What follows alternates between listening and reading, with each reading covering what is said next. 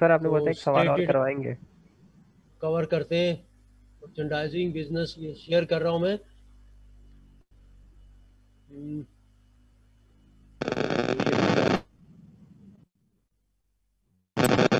जी sir, हमने एक question और करना था। फाइल शेयर हो रही है।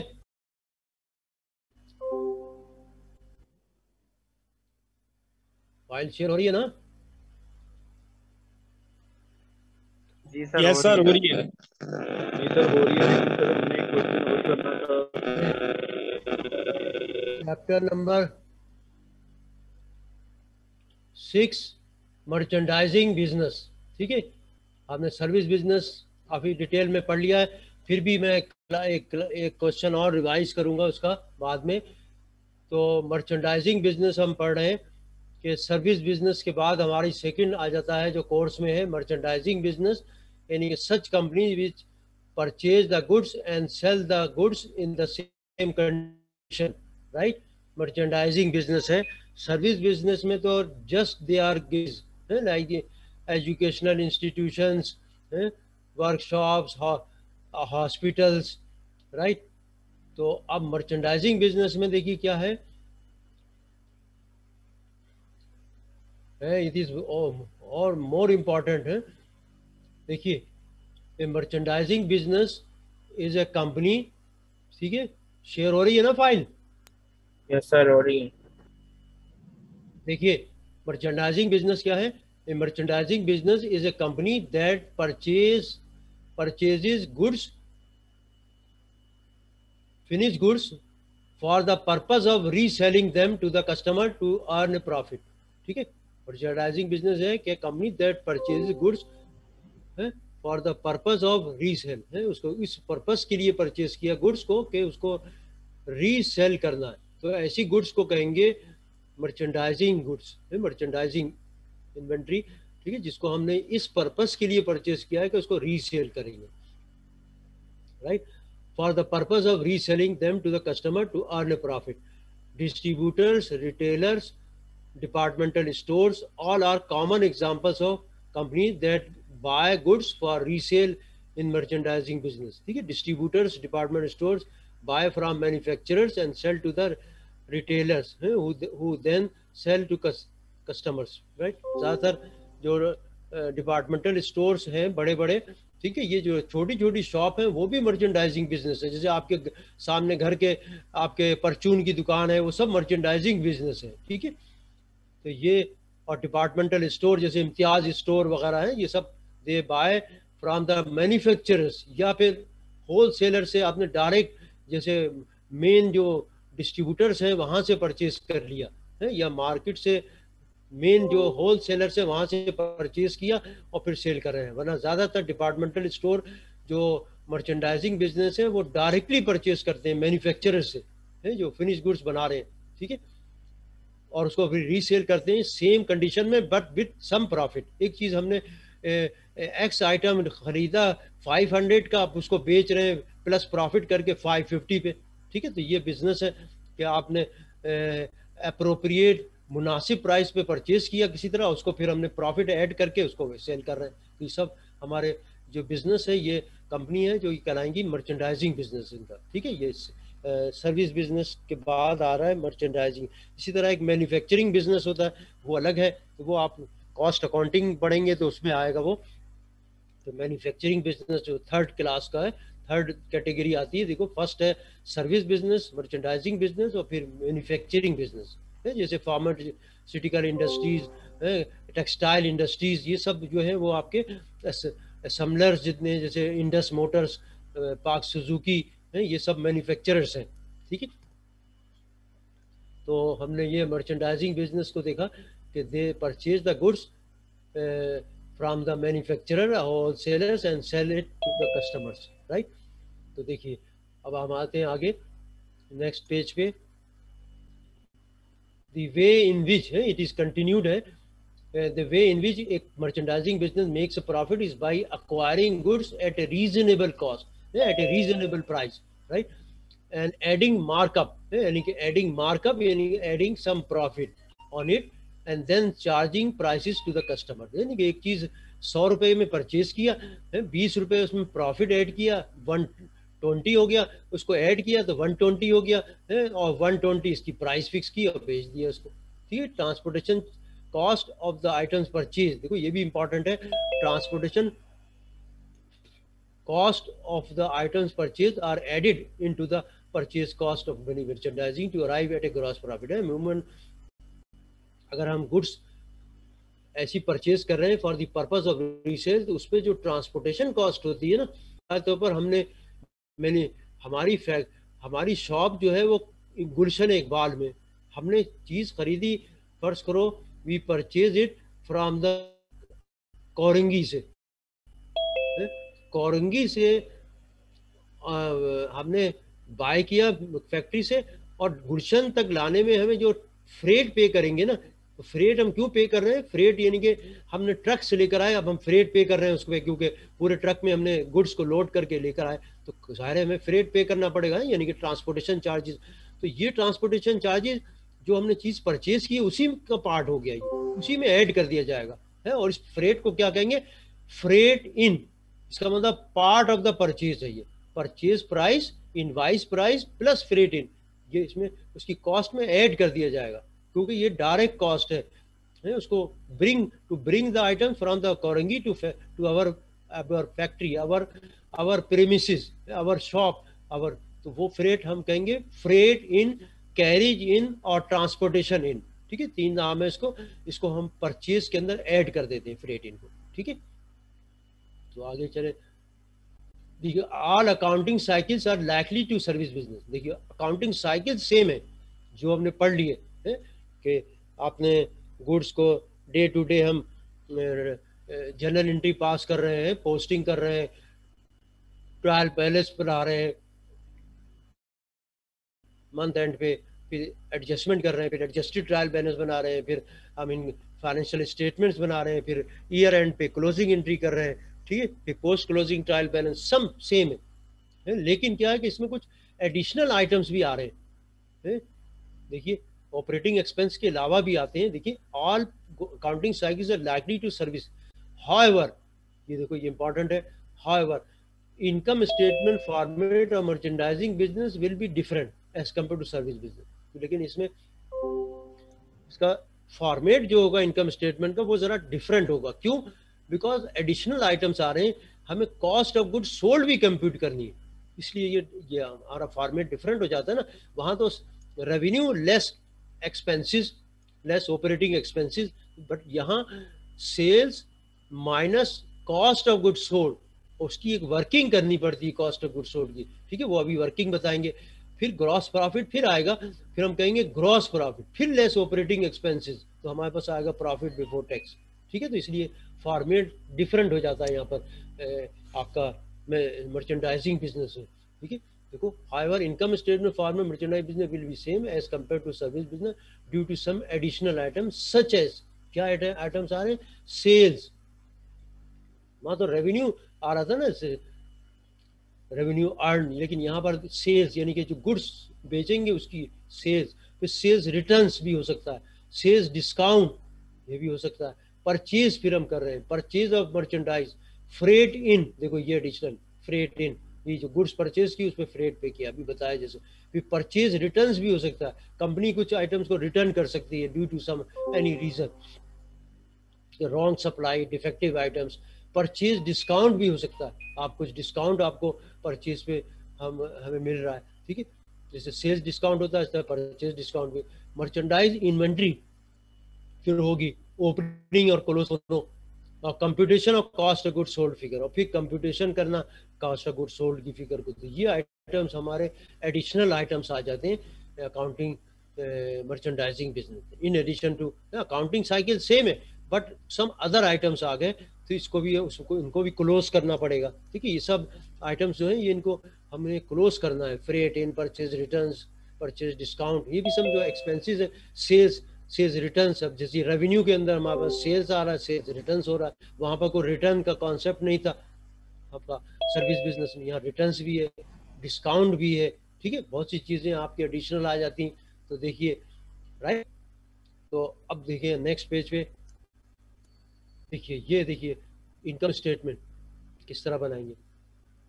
देखो income statement under merchandising company अच्छा, इसमें भी दो चीज़ें कि ये भी देखना है कि कंपनी परपेचुअल इन्वेंट्री सिस्टम में अडॉप्ट किया हुआ है या पीरियोडिक सिस्टम है। ठीक है, ये चीज़ सिस्टम को हम अभी नेक्स्ट चैप्टर में पढ़ाएंगे।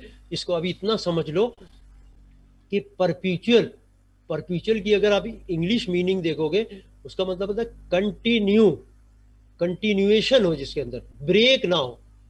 जैसे रिकॉर्ड कीपिंग कर रहे हैं विदाउट एनी ब्रेक, आप उसकी रिकॉर्ड करेंगे। जब भी परचेज कर रहे हैं, जब भी इस गुड्स को सोल्ड कर रहे हैं, तो हम परचेज कर रहे हैं तो गुड्स को रिकॉर्ड कर लिया इन्वेंट्री में।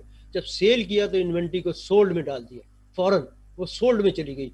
इतनी इन्वेंट्री, जैसे एक आइटम परचेज किया तो हमने डेबिट कर दिया इन्वेंट्री को, अगर परपेचुअल सिस्टम है। ठीक है, सोल्ड किया तो फिर इन्वेंट्री सोल्ड में चली गई, राइट। तो ये डेबिट क्रेडिट कंटिन्यू होगा, इन्वेंट्री के अंदर जा रहा होगा। ठीक है, तो देखिए ऐसी सूरत में फॉर्मेट हमारा ये होगा इनकम स्टेटमेंट का। देखिए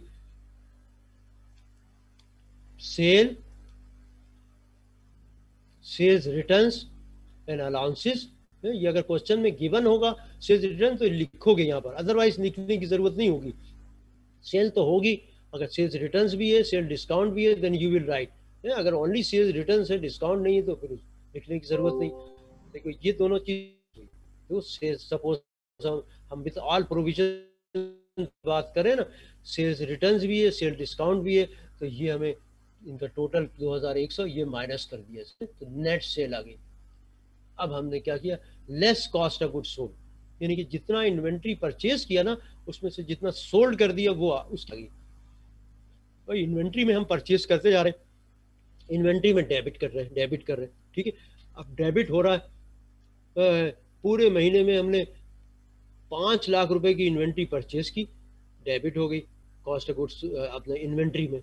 और ओपनिंग में भी पड़ी हुई थी 1 लाख रुपए, तो 6 लाख हो गई इन्वेंट्री में। अब वो 6 लाख में से क्या किया कि भाई 2 लाख की बेच दी, तो वो कॉस्ट ऑफ गुड्स सोल्ड में आ जाएगी। इसी तरह ये कॉस्ट ऑफ गुड्स सोल्ड में डायरेक्टली फिगर आ जाएगी कॉस्ट ऑफ गुड्स सोल्ड में, अगर परपेचुअल इन्वेंट्री सिस्टम। ठीक है, तब तो ये आसान हो जाता है। और फिर ग्रॉस प्रॉफिट है। ठीक है, ग्रॉस प्रॉफिट के बाद फिर हमारा ऑपरेटिंग एक्सपेंस उसी तरह आ जाएगा, तो ये एडिशनल चीज आ गई। ठीक है, लेकिन अगर ये परपेचुअल सिस्टम नहीं है, अब देखो परपेचुअल सिस्टम कंपनी नहीं यूज चल रही है, बल्कि पीरियोडिक। यहाँ पर ऑपरेटिंग एक्सपेंस को भी हम कोशिश किया रहेंगे कि आमतौर पर क्वेश्चन आपको इस तरह का दिया होगा कि ऑपरेटिंग एक्सपेंस भी क्लासिफाइबल होगी, यानी कि ऑपरेटिंग सेक्शन के 2 पार्ट होते हैं, एक मार्केटिंग, सेलिंग एंड मार्केटिंग, जिसको डिस्ट्रीब्यूशन एक्सपेंस भी कहते हैं। ठीक है, डिस्ट्रीब्यूशन एक्सपेंस, और दूसरा एक्सपेंस होता है एडमिनिस्ट्रेटिव एक्सपेंस। उसको हेडिंग के साथ देंगे अगर क्वेश्चन में शो हो रहा है। ठीक है, अगर नहीं हो रहा है तो फिर ऑपरेटिंग एक्सपेंस के अंदर। लेकिन अगर आप वो आइडेंटिफाइबल है कि ये ऑपरेटिंग है, ये ऑपरेटिंग में एडमिन है, ये सेलिंग है, ठीक है, तो उसको हम शो करेंगे। तो कैसे, देखो सेलिंग एंड मार्केटिंग, पहले सेलिंग एंड मार्केटिंग की प्रैक्टिस है। ठीक है, कोई लीगल रिक्वायरमेंट नहीं, लेकिन ये प्रैक्टिस है। पहले हमने सेलिंग एंड मार्केटिंग शो किया, तो सैलरीज एक्सपेंस, यानी कि ये सैलरीज किसकी होगी, जो कि सेलिंग डिपार्टमेंट में लोग काम कर रहे होंगे, आइडेंटिफाइबल होगा, उसकी सैलरीज है, चाहे वो मैनेजर हो या वर्कर्स हो, स्टाफ हो। फिर देखो फ्रेट आउट, आपको मैंने अभी बताया था फ्रेट इन, राइट, फ्रेट इन, और ये है फ्रेट आउट। जैसे फ्रेट इन है, इनकर होता है जब हम गुड्स को फॉर जिस मर्चेंडाइज इन्वेंट्री को परचेज करते हैं, तो उस गुड्स परचेज को कोरंगी से हम फैक्ट्री अपनी गुलशन इकबाल में ला रहे हैं, तो इसमें जो फ्रेट पे करेंगे उसको कहेंगे फ्रेट इन। और ये फ्रेट आउट क्या है, इसको कैरिज आउट भी कहते हैं, ट्रांसपोर्टेशन आउट। जब कस्टमर्स को चीज हम बेचेंगे, याद रखो कस्टमर्स को हमने चीज बेची, कस्टमर ने हमारी शॉप है गुलशन में, कस्टमर रहता है नॉर्थ नाजमाबाद में। ठीक है, कस्टमर कह रहा है जब भी हम चीज खरीदें तो आपकी जिम्मेदारी है उस चीज को मेरी शॉप तक डिलीवर करो, मेरी डिपार्टमेंटल स्टोर तक डिलीवर करो। आप अपना डिपार्टमेंटल स्टोर चला रहे हो, कस्टमर कह रहा है कि जब मैं खरीदूंगा आपसे, तो कस्टमर है आपका, मुझे गुड्स को मेरी प्रेमिसेस तक डिलीवर करो, तो उस पर जो फ्रेट पे करेगी ना कंपनी, उसको कहेंगे फ्रेट आउट। तो जाहिर है ये फ्रेट आउट मार्केटिंग डिपार्टमेंट का ये एक्सपेंस है, डिस्ट्रीब्यूशन एक्सपेंस है, सेलिंग एंड मार्केटिंग एक्सपेंस है। जब भी फ्रेट आउट लिखा हो, carriage out, this means it will fall under selling and marketing expense या डिस्ट्रीब्यूशन एक्सपेंस। ठीक है, करेक्ट। तो आ जाइए अब आगे। अब एडवर्टाइजिंग एक्सपेंस आ रहा है। देखो कुछ ऐसी एग्जांपल बता रहे हैं। अब एडवर्टाइजिंग है, हर स्टूडेंट कहेगा कि हाँ एडवर्टाइजिंग मार्केटिंग एक्सपेंस है, ठीक है, हम उसको मार्केटिंग एक्सपेंस में अगर दिया होगा हम सेलिंग एंड मार्केटिंग में शो करेंगे। फिर डेप्रिसिएशन देखो लिखा हुआ है, कुछ एग्जांपल है। Depreciation on delivery vehicles, delivery vehicle जो पर्पसली यूज किया जा रहा है कि गुड्स को डिलीवर करने में, इसका मतलब ये मार्केटिंग डिपार्टमेंट यूज कर रहा है। डेप्रिसिएशन ऑन व्हीकल्स मेंशन्ड है, ठीक है। तो इस पे भी जो डेप्रिसिएशन होगा अगर, तो इसको हम मार्केटिंग डिपार्टमेंट में इनपुट करेंगे। तो ये कुछ एग्जांपल्स है, आई होप कि आपको क्लियर हो गया होगा, ठीक है। तो अब इसी तरह और भी फ्रेट आ सकता है कि मिसाल के तौर पर मैनेजर आपका मार्केटिंग डिपार्टमेंट कहीं विजिट करता है, फॉरेन विजिट करता है, लोकल विजिट करता है, दूसरे सिटी में विजिट करता है, तो उस पर जो फ्रेट पे किया जाएगा तो वो भी फ्रेट चार्जेस में आएगा, वो मार्केटिंग डिपार्टमेंट में शो करेंगे, ठीक है, क्योंकि उसका मैनेजर जो है वो विजिट कर रहा है, तो ट्रांसपोर्टेशन चार्जेस उसके होंगे, वो भी इसमें है। अब एडमिनिस्ट्रेटिव एक्सपेंस में देखो सैलरीज एक्सपेंसेस, ये नहीं कि एडमिन स्टाफ की सैलरी है। ऑडिट एक्सपेंस, ठीक है, ऑडिट एक्सपेंस का मार्केटिंग से कोई ताल्लुक नहीं है। ऑडिट एक्सपेंस जो होंगे, ऑडिटर्स आके आप कंपनी का ऑडिट कर रहे हैं, ठीक है, तो ये फाइनेंस डिपार्टमेंट में ऑडिट हो रहा होता है, तो ये भी हमारा एडमिनिस्ट्रेशन का पार्ट है, ठीक है। इंश्योरेंस एक्सपेंस है, यानी कि ये वो इंश्योरेंस है जो कि कंपनी के जो एडमिन डिपार्टमेंट में जो चीज़ें रखी हुई हैं उनका इंश्योरेंस हो रहा होगा, तो ये इसमें आ जाएगा, ठीक है। तो इस तरह हम दोनों को प्लस करेंगे इस सब टोटल को, तो इसको कहेंगे ऑपरेटिंग एक्सपेंसेस, ठीक है।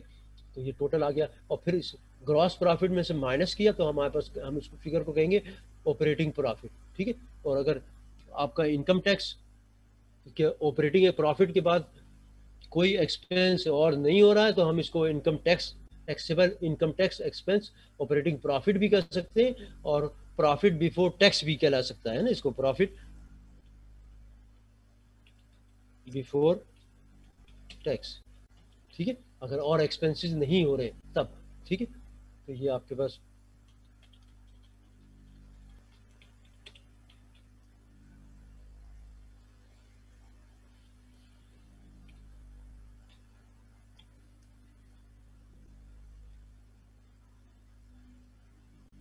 इनकम टैक्स, ठीक है, इतना लिख दो काफी, इनकम टैक्स, ठीक है। अब इसमें से माने क्या, इनकम टैक्स एक्सपेंस, तो आपके पास आ गया नेट प्रॉफिट, ठीक है। तो ये हमने अभी आपको बताया मर्चेंडाइजिंग बिजनेस, लेकिन परपेचुअल सिस्टम है। परपेचुअल सिस्टम में आपको कॉस्ट ऑफ गुड्स सोल्ड की फिगर बुक से ही मिल जाएगी, है। कॉस्ट जब भी इन्वेंट्री को बेचेंगे तो वो कॉस्ट ऑफ गुड्स सोल्ड में उसकी कॉस्ट चली जाएगी, ठीक है। यानी कि जब हम गुड्स को बेचेंगे ना, तो वो क्या कहलाएंगे, cost of goods sold debit और inventory credit. Cost of goods sold debit, देखो जब कोई चीज बेची जाती है तो एंट्री होती है कैश डेबिट, अगर कैश पे सेल किया सेल्स क्रेडिट, और सेकंड एंट्री क्या होगी, cost of goods sold debit और इन्वेंट्री क्रेडिट, ठीक है। दो एंट्री हो जाएंगी, एक तो रेवेन्यू से रिलेटेड और एक कॉस्ट से, ठीक है। परपेचुअल सिस्टम अगर है, तो अब पीरियोडिक सिस्टम अगर है, पीरियोडिक सिस्टम मींस, देखिए cost of goods section of income will be made in the periodic inventory system में। देखो पीरियोडिक इन्वेंट्री सिस्टम में cost of goods sold will be made, ये कंप्यूट करनी पड़ेगी कॉस्ट ऑफ गुड्स सोल्ड, है। अमूमन जो क्वेश्चन एग्जाम में पूछते हैं वो पीरियोडिक का पूछ लेते हैं, क्योंकि उसमें वर्किंग ज्यादा इन्वॉल्व हो जाती है, ठीक है। तो देखो पीरियोडिक में cost of goods sold statement कैसे बनाएंगे, देखो लिखा हुआ है cost of goods sold section of income statement will be made in the periodic inventory system. यानी कि पीरियोडिक का मतलब, अब हम कोई चीज जब परचेज कर रहे हैं ना, तो हम इन्वेंट्री में नहीं डेबिट कर रहे हैं। परचेज जब कर रहे हैं तो हमने एक अकाउंट खोला हुआ है, जो भी आइटम परचेज कर रहे हैं हम डेबिट कर रहे हैं परचेजेस है, उसको इन्वेंट्री में नहीं डेबिट करते हैं। पीरियोडिक परपेचुअल में तो स्पेसिफिक इन्वेंट्री में भी डेबिट हो रहा होता है, कि X inventory, Y inventory, Z inventory, M inventory, Q inventory उसमें। लेकिन यहाँ पर जो चीज़ परचेज किया डेबिट कर दिया एक ही अकाउंट, फिर परचेज किया एक्स आइटम, वाई आइटम, यानी कि जिसको फॉर रीसेल है उसको एक ही हेड बना हुआ परचेजेस। तो जब सेल करते हैं गुड्स को तो सेल्स की एंट्री तो हो रही है, अकाउंट रिसीवेबल या कैश डेबिट, सेल्स क्रेडिट, और कॉस्ट ऑफ गुड्स सोल्ड की फिगर की एंट्री हो ही नहीं रही है, क्योंकि वो तो हम बना ही नहीं रहे, पर पीरियोडिक इन्वेंट्री सिस्टम है उसकी कोई एंट्री नहीं कर रहे। जब पीरियड एंड हो जाएगा ना, मंथ एंड या ईयर एंड, अब हम कॉस्ट ऑफ गुड्स सोल्ड की फिगर कंप्यूट करेंगे खुद से। कैसे करेंगे? देखो ये फॉर्मेट होगा, opening inventory, purchases, freight in, gross purchases, purchase returns, if given purchase discount, ये माइनस कर दिया 5500, तो हमने कहा नेट परचेज, ये नेट परचेज हो गई, ठीक है। अब ओपनिंग में ऐड कर दिया तो हमने कहा cost of goods available for sale, फिर क्लोजिंग इन्वेंट्री को माइनस किया तो ये आपके पास आ गई gross cost of goods sold की फिगर 36,500। तो इस तरह की स्टेटमेंट बनानी पड़ेगी अगर हम पीरियोडिक इन्वेंट्री सिस्टम है ना। और अगर ट्रायल बैलेंस को है, ये आपको गिवन नहीं होगा कि ये पीरियोडिक है, ये परपीचुअल, आपको डेटा को देख के पहचान लोगे। अगर आपकी ट्रायल बैलेंस में परचेजेस वगैरह आ रहे हैं ना, परचेज रिटर्न्स, परचेज डिस्काउंट, ठीक है, तो इसका मतलब वो पीरियोडिक है। और अगर कॉस्ट ऑफ गुड्स सोल्ड की फिगर आ रही है ट्रायल बैलेंस में ही, तो इसका मतलब वो आपका परपीचुअल सिस्टम है, ठीक है, वो ऑटोमेटिक निकल रही है। तो ये आपने फॉर्मेट इसका समझ लेना चाहिए आपको, है ओपनिंग इन्वेंट्री, फिर परचेजेस, फिर फ्रेट इन, इसमें ऐड किया क्योंकि पार्ट ऑफ परचेज है, फिर ग्रॉस परचेज, फिर less purchase returns, purchase discount, ये दोनों चीज़ें दी हुई हैं। अगर एक चीज़ होगी तो दूसरी नहीं लिखेंगे, ठीक है। तो ये हमने लिखा टोटल 5500 माइनस के दिया, इसको कह दिया नेट परचेजेस, और इसको ओपनिंग में अब ऐड कर दिया। तो क्या ओपनिंग में ऐड किया, ओपनिंग देखो ऊपर दिया हुआ है, ये देखिए ओपनिंग 4000, ठीक है, इसमें ऐड किया तो कहा total cost of goods available for sale. अब लेस एंडिंग किया, एंडिंग इन्वेंट्री भी तो होगी ना जैसे ओपनिंग इन्वेंट्री, वो माइनस किया तो हमने कहा कॉस्ट ऑफ गुड्स सोल्ड, ठीक है। तो इसलिए इस तरीके से ये हमने कॉस्ट ऑफ गुड्स सोल्ड बना ली।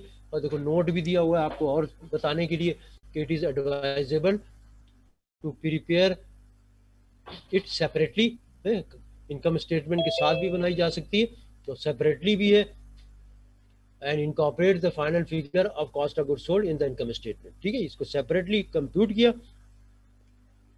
स्टेटमेंट क्या होगी, कॉस्ट ऑफ, जैसे इनकम स्टेटमेंट होती है इस तरह cost of goods sold statement होगी, है, और उसकी फिगर को, बॉटम फिगर, लास्ट फिगर को फिर हम इनकम स्टेटमेंट में ले जाएंगे। देखो इट इज एडवाइजेबल, ठीक है, जरूरी नहीं है लेकिन एडवाइजेबल है कि देखो इतनी वर्किंग इसमें इन्वॉल्व है ना, इसलिए इसको अलग से बनाया और इस कॉस्ट ऑफ गुड्स सोल्ड को इनकम स्टेटमेंट सेल के नीचे इनपुट कर दिया तो आपके पास तैयार हो गया, ठीक है। रेस्ट देखो, it is advisable to prepare separately and incorporate the final figure of cost of goods sold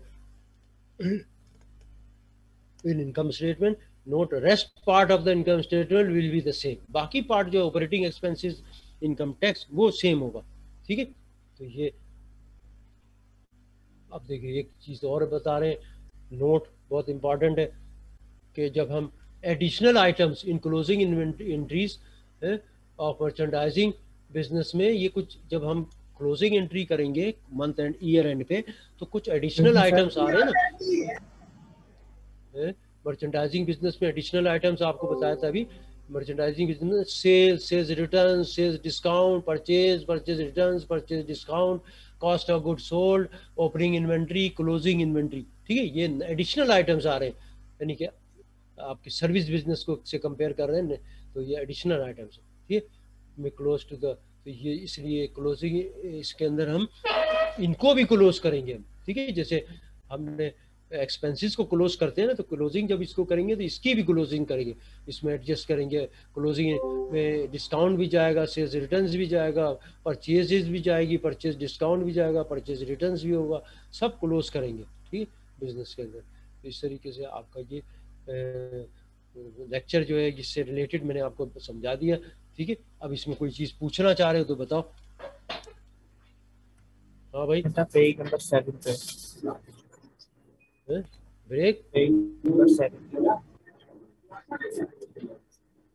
break break अभी अभी तो मेरा ख्याल आजान हो गई है, अभी तो नहीं हुई है। ऐसा मैं कह रहा हूँ पेज नंबर 7 पे। पेज नंबर 7 पे, अच्छा सही, एक second, page number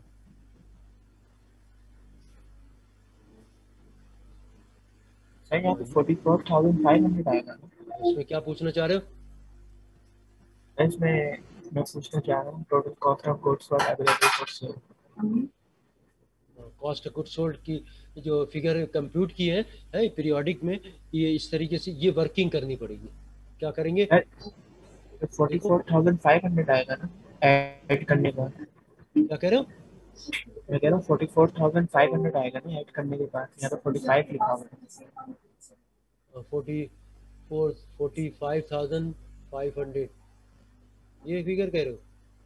yes sir, ये 44,500 आएगी ना, अगर 40,500 में 4,000 हाँ, प्लस फिर करते हैं। क्लोजिंग माइनस कर दी है। देखो ये अवेलेबल थी और ये इन्वेंट्री हमने बेची नहीं, क्लोजिंग इन्वेंट्री बच गई। इसमें भी ये, इसमें भी इसी में शामिल है ना, ये भी क्लोजिंग, तो क्लोजिंग को इसलिए माइनस किया तो कॉस्ट ऑफ गुड्स सोल्ड आ गई है। ओपनिंग जैसे ऐड हो रही है और क्लोजिंग माइनस होगी, क्योंकि वो तो आपके पास स्टोर में पड़ा हुआ माल है, तो इसलिए उसको नहीं बेचा। दुकान में पड़ा हुआ है, वो माल बेचा ही नहीं। टोटल अवेलेबल पूरे महीने की ये थी 45,500, उसमें से 9,000 रुपये बेचा ही नहीं, वो इन्वेंट्री में आ गया। तो इसलिए cost of goods sold compute करने के लिए इसमें से माइनस कर दिया। तो आपके पास हमेशा क्लोजिंग इन्वेंट्री माइनस होगी और ओपनिंग ऐड होगी। ठीक है, क्लियर हो गया? नेट परचेजेस और ओपनिंग को ऐड करेंगे तो 44,500 आएगा।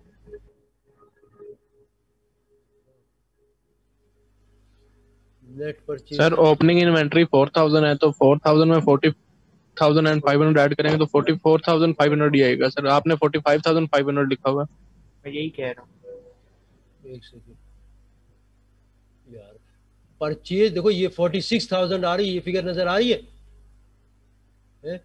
और उसमें से ये 5,500, इन दोनों का total purchase returns purchase discount का टोटल कितना आ रहा है? 5,500। ये माइनस हो जाएगा ना, देखो रिटर्न है और डिस्काउंट है, तो ये माइनस हुआ 46,500 में से, सॉरी 46,000 में से इसको निकाला तो कितना बचा? 5,500 माइनस हुआ तो 40,500 सही तो है इसमें क्या? और फिर ये ओपनिंग कह रहे हैं जो सर इसके नीचे ओपनिंग इन्वेंट्री भी तो देखें ना सर, ओपनिंग इन्वेंट्री 4,000 है। ओपनिंग 4,000 है और नेट परचेजेस जो है वो 40,500 भाई 40,000 ओपनिंग थी और 40,500 नेट परचेज किया। नेट परचेज जो ये नेट वो ये मानेंगे ना, बाकी तो रिटर्न हो गया। ठीक है, नेट तो ये ऐड हो गया, तो इसको कहा cost of goods available for sale. अब इसमें से 9,000 बेचा ही नहीं, इन्वेंट्री में पड़ा हुआ क्लोजिंग में, ये फिर माइनस किया, कॉस्ट ऑफ गुड्स सोल्ड आ गए। अमाउंट 44 आ रहा है टोटल करके। Total cost of goods sold जो है वो 44,500 आ रहा है ऐड करने पे।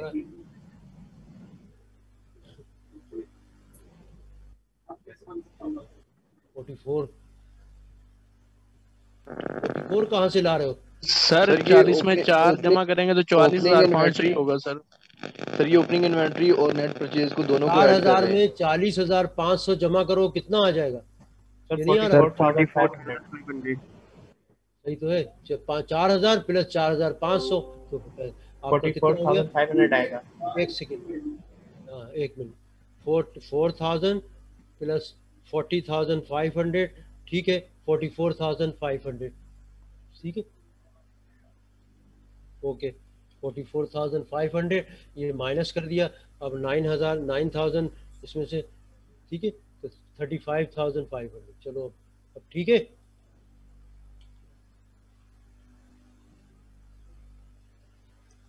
चले ठीक है। यस तो सर। ये हमारी cost of goods sold compute. जी सर ठीक है। ठीक है, अब हम देते हैं कि आपकी जो है कंप्यूट करने के बाद बाकी रेस्ट ऑफ द पार्ट वही होगा, जो कि यानी कि रेस्ट ऑफ द पार्ट की बात है कि ये जो ऑपरेटिंग एक्सपेंस है ना, ये सेम होगा। ठीक, यहाँ देखो वहाँ पर तो लिया था सेल फिर सेल रिटर्न वगैरह माइनस करने के बाद ये कॉस्ट ऑफ गुड्स सोल्ड हमारी बुक से मिल गई, डायरेक्ट बुक्स में ही मिल गई हमारी कॉस्ट ऑफ गुड्स सोल्ड अगर परपीचुअल है। लेकिन अब इस फिगर को, ये फिगर को कंप्यूट करने के लिए हमें यहाँ पर ये वर्किंग करनी पड़ी, ये सारी कॉस्ट ऑफ गुड्स सोल्ड के लिए ये सारी वर्किंग करनी पड़ी, ठीक है। इसलिए ये वर्किंग इसमें पीरियोडिक के अंदर ये ज़्यादातर सवाल ऐसे ही पूछते हैं क्योंकि इसके अंदर वर्किंग है और वो हमें पता लग जाता है ऑटोमेटिकली। कैसे? ट्रायल बैलेंस में अगर परपीचुअल सिस्टम होगा ना तो परचेज की फिगर नहीं आ रही होगी, इन्वेंट्री की फिगर होगी क्योंकि डायरेक्ट इन्वेंट्री में। लेकिन अगर परचेज वगैरह आ रहा है, परचेज रिटर्न आ रहा है, इसका मतलब वो कंपनी पीरियोडिक सिस्टम मेंटेन कर रही है। पीरियोडिक का मतलब है कि आपको अभी बताया था कि जो चीज़ हम परचेज करेंगे वो इन्वेंट्री में डेबिट करने के लिए, पर्टिकुलर इन्वेंट्री में डेबिट करने डायरेक्ट एक ही अकाउंट ओपन है, कुछ भी खरीदा purchase is account, debit purchase, ठीक है। अब इसलिए मंथ एंड पे फिर ये वर्किंग करनी पड़ेगी, ठीक है। इसलिए ये ज़रूरी है, राइट। तो ये हमारा इस तरीके से मर्चेंडाइजिंग बिजनेस हमारा एंड हो गया, ठीक है। अब हम इससे रिलेटेड आपको क्वेश्चन जो मैंने सेंड किया, ठीक है, ये सॉल्व करेंगे कि आपका, ठीक, राइट। तो अब इसमें अब तो कोई कंफ्यूजन नहीं है, क्लियर हो गया सबको?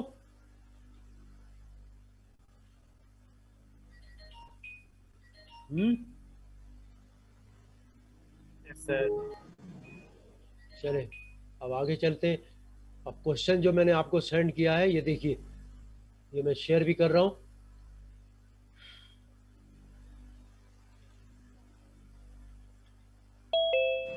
क्वेश्चन नंबर 8 है, ये आपके वेबसाइट पे देखो, ये क्वेश्चन है। On December 31 the trial balance of eastern departmental store Gulshan Iqbal was as follows है। ये देखो एक डिपार्टमेंटल स्टोर है आपका ईस्टर्न स्टोर, इसने ट्रायल बैलेंस बना के आपको दी, ठीक है। ये पोजीशन है कि कैश, अकाउंट रिसीवेबल, इन्वेंट्री, ठीक है, प्री पेजेस। यहाँ भी इन्वेंट्री हमारी जो होगी वो ट्रायल बैलेंस में वो ओपनिंग होगी हमेशा ट्रायल बैलेंस में, जब क्लोजिंग एंट्री की जाएगी तो फिर जाके क्लोजिंग एंट्री आएगी यहाँ पर, ठीक है। ट्रायल बैलेंस में जो भी शो रही होगी वो ओपनिंग इन्वेंट्री होगी, ठीक है। अब देखिए पिछले साल से समझो ये आई। अब इसमें equipment, prepaid rent, equipment less accumulated depreciation, accounts payable, income tax payable, salaries payable, common stock, retained earnings उसी प्रेजेंटेशन में बनाइए, ठीक है। आपका बैलेंस शीट आइटम फर्स्ट, फिर डिविडेंड, रिटेन अर्निंग, डिविडेंड, फिर सेल देखो आ रही है, सेल्स रिटर्न्स, ठीक है। तो वो डेबिट बैलेंस होगा। Purchases, freight in, purchase returns, freight out, admin expense, selling, sales staff salaries, rent expense, salesman commission, depreciation expense, income tax expense, ठीक है। अब देखो इस ट्रायल बैलेंस को देख के पता लग गया फौरन कि ये पीरियोडिक सिस्टम मेंटेन कर रही है कंपनी। परचेजेस की फिगर, अगर अदरवाइज यहाँ पर परचेजेस की फिगर होती नहीं, डायरेक्ट लिखा होता cost of goods sold, right. तो ये जो फिगर आ रही है ना, purchases, purchase return, purchase discount है, ये पता लग गया कि ये पीरियोडिक सिस्टम है, ठीक है। इसको हमने, अच्छा अब एडिशनल इंफॉर्मेशन भी है। Income tax for the entire year is calculated है, ये एडजस्टिंग एंट्री भी आ रही है कुछ, ठीक है। Administrative staff salaries accrued on 25,000 on December, ये भी एक एडजस्टिंग एंट्री है। और depreciation expense is charge on state line method at the return, ठीक है। First 11 months of the depreciation has already been charge, ये भी एक एडजस्टिंग एंट्री है। 3 एडजस्टिंग एंट्री भी इसमें दी हुई है, ठीक है। और एडजस्टिंग एंट्री आपसे उस पास करने को नहीं दिया हुआ है, ठीक है। तो अब कैसे बनाओगे? हमने डायरेक्ट, और फिर कुछ एडिशनल इंफॉर्मेशन भी है, मर्चेंडाइज क्लोजिंग इन्वेंट्री भी है। और डेप्रिसिएशन जो आएगा वो कह रहा है कि 70% जो है वो एडमिन में चार्ज करो, 35% है, 65%। तो डेप्रिसिएशन 70% एडमिन में, 30% से जो डेप्रिसिएशन आएगा ना, जैसे 100,000 रुपये आए तो 1000 में से उसका 70% यानी कि 700 एडमिन में चार्ज होगा, 300 जो है वो सेलिंग में चार्ज होगा। फिर रेंट एक्सपेंस को भी कह रहा है कि 65% उसको एडमिन में चार्ज करो तो 35। इसकी वजह क्या हो सकती है कि जैसे कोई बिल्डिंग है, ये कंप्यूट कैसे किया गया होगा? एक बिल्डिंग है, उसके बिल्डिंग में एडमिन स्टाफ भी बैठा हुआ है, सेल्स स्टाफ भी बैठा हुआ है, तो उस बिल्डिंग का 70% जो है वो एडमिन स्टाफ ने पोजीशन में होगा, और 30% सेल्स स्टाफ के पोजीशन में होगा। इसलिए उसने कंपनी ने कहा कि 70% जो डेप्रिसिएशन बिल्डिंग का निकल रहा है वो आप चार्ज कर दो एडमिन में, 30%। इसी तरह रेंट है, हो सकता है वो बिल्डिंग पूरी रेंट पे ली हुई हो, उसका रेंट का कह रहा है कि 65% जो है आप एडमिन में चार्ज करो, 35% सेलिंग में चार्ज करो। इसी वही जितना इसने ऑक्यूपाई किया हुआ है उस हिसाब से, ठीक है, टोटल 100% होगा। तो आपने सबसे पहले cost of good sold statement बनानी है इससे, है, फिर इनकम स्टेटमेंट सेपरेटली बनानी, प्रीपेड, फिर प्रीपेयर रिटेन अर्निंग स्टेटमेंट, फिर बैलेंस शीट, फिर क्लोजिंग एंट्री, ठीक है, ये सारे आपने पास करनी है। तो अब आप देखिए मेन चीज जो है वो आपको बताया कि ये पीरियोडिक सिस्टम मेंटेन किया हुआ है। तो अब कॉस्ट ऑफ गुड्स सोल्ड हमने बनानी है, और याद रखो कि कुछ एडजस्टमेंट भी है, एडजस्टिंग एंट्री नहीं पूछी हुई है, लेकिन एडजस्टिंग एंट्री को इनकॉर्पोरेट करके बनाएंगे, हम यानी कि अलग से रफ में बना सकते हैं, ठीक है, लेकिन ऑथर ने नहीं पूछा हुआ जैसे, ठीक है, सवाल अक्सर ऐसे ही पूछते हैं, कुछ एडजस्टिंग एंट्री उसमें है और आपको उसको इनकॉर्पोरेट करना है। हमें पता है एडजस्टिंग एंट्री का एक एस्पेक्ट इनकम स्टेटमेंट में जा रहा होता है, दूसरा एस्पेक्ट बैलेंस शीट में है। तो देखिए अब हमने पहले कॉस्ट ऑफ गुड सोल्ड बनाना है। कॉस्ट ऑफ गुड सोल्ड में तो ये जो एक्सपेंसेस अक्रूड हो रहे हैं, ठीक है, जो एडजस्टिंग एंट्री वो तो कोई इफेक्ट कर ही नहीं रही है, देख लो आपके सामने है सब, ठीक है, कि एडमिन स्टाफ की सैलरी अक्रू है, इनकम टैक्स है और डेप्रिसिएशन है, तो वो कॉस्ट ऑफ गुड सोल्ड का पार्ट ही नहीं है, इसलिए हम कॉस्ट ऑफ गुड सोल्ड इसको पता है कि इसमें इसका इम्पैक्ट नहीं आ रहा है, ठीक है। तो अब आप कॉस्ट ऑफ गुड सोल्ड बनाओ, ठीक है, अब क्वेश्चन अपने सामने रखो, ठीक है। अब हम कॉस्ट ऑफ गुड सोल्ड बनाएंगे उसी फॉर्मेट में जो आपको फॉर्मेट, अब देखो इसमें कॉस्ट ऑफ गुड सोल्ड बनाते हुए आपने देखना है कि सबसे पहले कौन सी फिगर पिक करेंगे भाई, है बताओ। फर्स्ट फिगर आपकी मिसबा नौरीन, आप बताइए कॉस्ट ऑफ गुड सोल्ड बनाते हुए हम which one the very first figure. आपने इसका रेट 15 लेना और इसका रेट 10 लेकर करना। क्या कह रहे हो? अब प्राइसेस इंक्रीज हो रही है। बट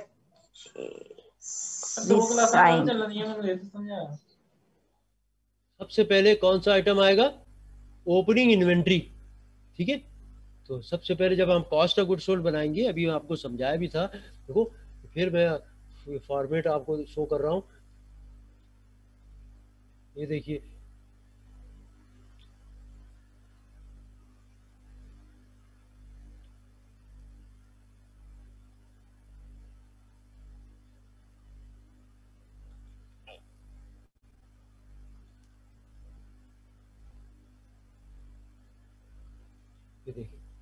ये शेयर हो रहा है ना फाइल, देखो ओपनिंग इन्वेंट्री, फिर परचेजेस, फिर फ्रेट इन अगर है वो लिया, फिर ग्रॉस परचेज, फिर purchase returns, purchase discount minus किया तो नेट परचेज आ गई, ठीक है। ये फॉर्मेट यूज हो रहा है।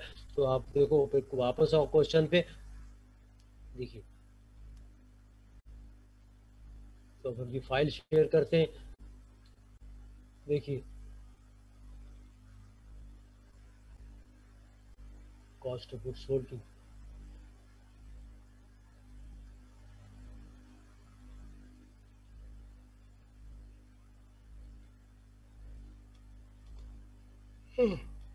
फाइल शेयर हो रही है,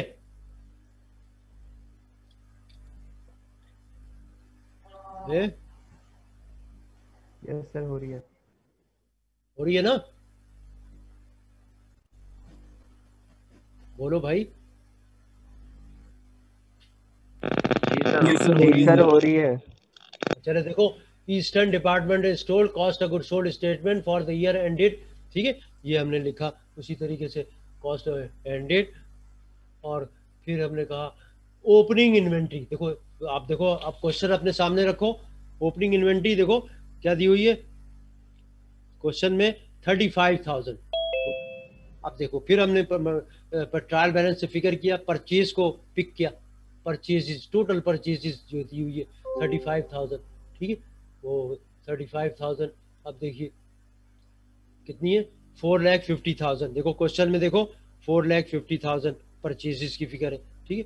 फिर हमने आपको बताया था अगर फ्रेट इन गिवन है तो वो इसमें एडअप हो जाएगा, carries in, transportation in, part of the purchase है, तो आपने फौरन इसको ऐड कर दिया इसमें। देखो फ्रेट इन, तो इसको कहा ग्रॉस परचेजेस। इसको क्या कहोगे? फ्रेट इन को जब ऐड कर दोगे तो कहोगे ग्रॉस परचेज। अब कुछ रिटर्न्स भी है, रिटर्न्स आने के बाद हो रहा है ना। फ्रेट तो इनपुट, फ्रेट आपका पहले इनकर हो रहा है, इसलिए इसको ऐड किया ग्रॉस परचेज। अब जब फैक्ट्री पे आई तो माल कुछ रिजेक्ट कर दिया क्वालिटी डिपार्टमेंट ने कि भाई ये डिफेक्टिव गुड्स है, ठीक है, तो वो माइनस कर दिया। तो हमने कहा नेट परचेज 475 में से 12,000 माइनस किया, नेट परचेज, ठीक है। अब नेट परचेज ओपनिंग में उसी तरह ऐड हो गई। ओपनिंग इन्वेंट्री जो पहले से मौजूद थी, ईयर जब शुरू हुआ ये परचेज किया हमने, इसको कह दिया हमने cost of goods available for sale, total cost of goods less closing inventory. अब क्लोजिंग इन्वेंट्री देखो क्वेश्चन में कहाँ दी हुई है, वो क्लोजिंग इन्वेंट्री आपके एडिशनल डेटा में होगी, ठीक है। वो देखिए क्लोजिंग इन्वेंट्री है कितनी है,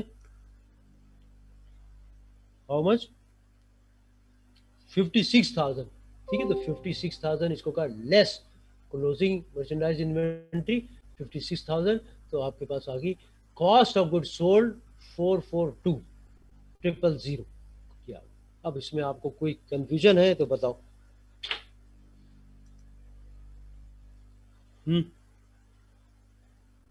क्लियर हो गई?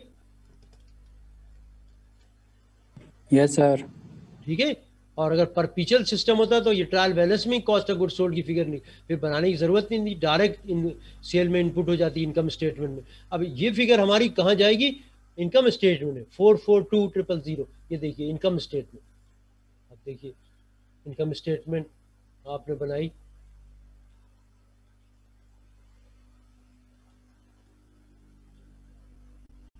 देखिए eastern departmental store income statement for the year ended, for the year ended December 31। देखो सेल, ये देखिए क्वेश्चन में देखो सेल गिवन है 2660, देखिए 2660। अब सेल रिटर्न भी है साथ में, सेल्स रिटर्न्स 25,000 माइनस किया, तो इसने इसको कहा नेट सेल, नेट सेल, ठीक है। अब देखो कॉस्ट ऑफ गुड्स सोल्ड की फिगर 442 कहाँ से आ रही है? ये देखो 442, ये देखिए 442 कॉस्ट ऑफ गुड्स सोल्ड, ठीक है।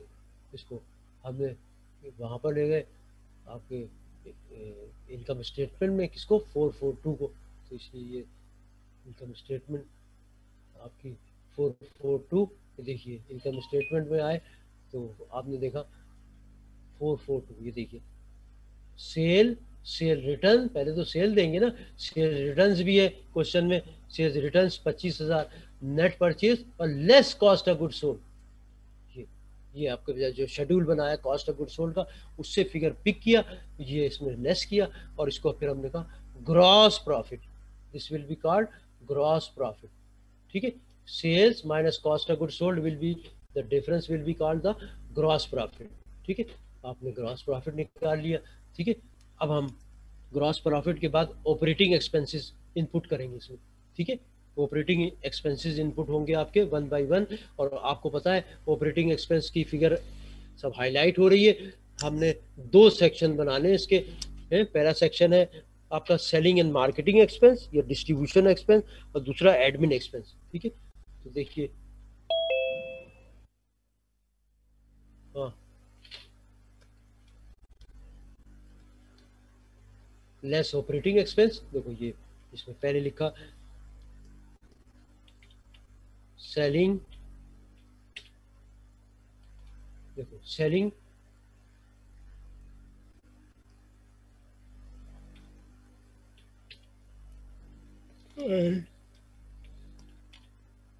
मार्केटिंग एक्सपेंसेस,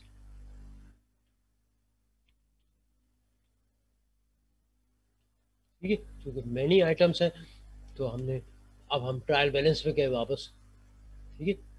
ट्रायल बैलेंस पे गए, देखो पहले सेलिंग एक्सपेंस लेने, आपको याद है कि यहाँ पर एडजस्टमेंट भी आ रहा है, एडमिन सैलरी में आ रहा है, यहाँ तो नहीं आएगा, लेकिन ये डेप्रिसिएशन आ रहा है यहाँ पर, ठीक है। देखो तो डेप्रिसिएशन हमने, एडिशनल डेप्रिसिएशन भी आ रहा है, depreciation expense charge on straight line method है, डेप्रिसिएशन आपने स्ट्रेट लाइन से निकालना है। 12% रेट है। स्ट्रेट लाइन का मेथड क्या होता है कि जो रेट है वो कॉस्ट पे अप्लाई हो जाता है, राइट। तो 12% है। आपने देखो कॉस्ट कितनी है, गुड्स इक्विपमेंट की कॉस्ट कितनी है, इक्विपमेंट का डेफिनेशन लेंगे ना 5 lakhs। देखो ये देखो वर्किंग में आपको दिखा रहा हूँ 5 lakhs, ठीक है। 5 lakhs आपकी कॉस्ट है और 12% डेप्रिसिएशन रेट है, 12% डेप्रिसिएशन रेट है, राइट। तो 12%, इसका 12% ले लिया इंटू 12%, क्या आ गया 12% लो, कितना बन गया, फिर 5 lakhs है, 5 lakhs और इंटू 12%, इधर आ गई 60,000।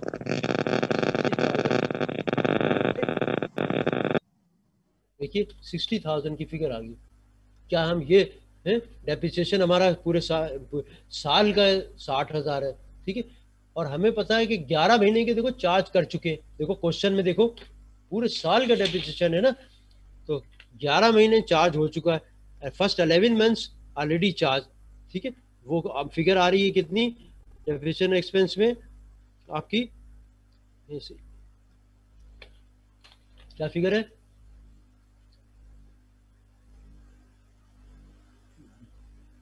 $5 lakhs, देखिए 5 lakhs इंटू 12%, 60,000। और डेप्रिसिएशन की फिगर है 11 महीने की फिगर आ गई है, ठीक है। 11 महीने की फिगर आपके पास आ गई है। तो अब आपने देखा कि इसको 60 से 12 से डिवाइड किया और 11 से ज़रब दिया तो कितना बन गया 55,000 है, 55,000, राइट। 55,000 डेप्रिसिएशन कंपनी कह रहा है कि वो चार्ज कर चुकी है, ठीक है। तो ट्रायल बैलेंस में क्या फिगर आ रही है,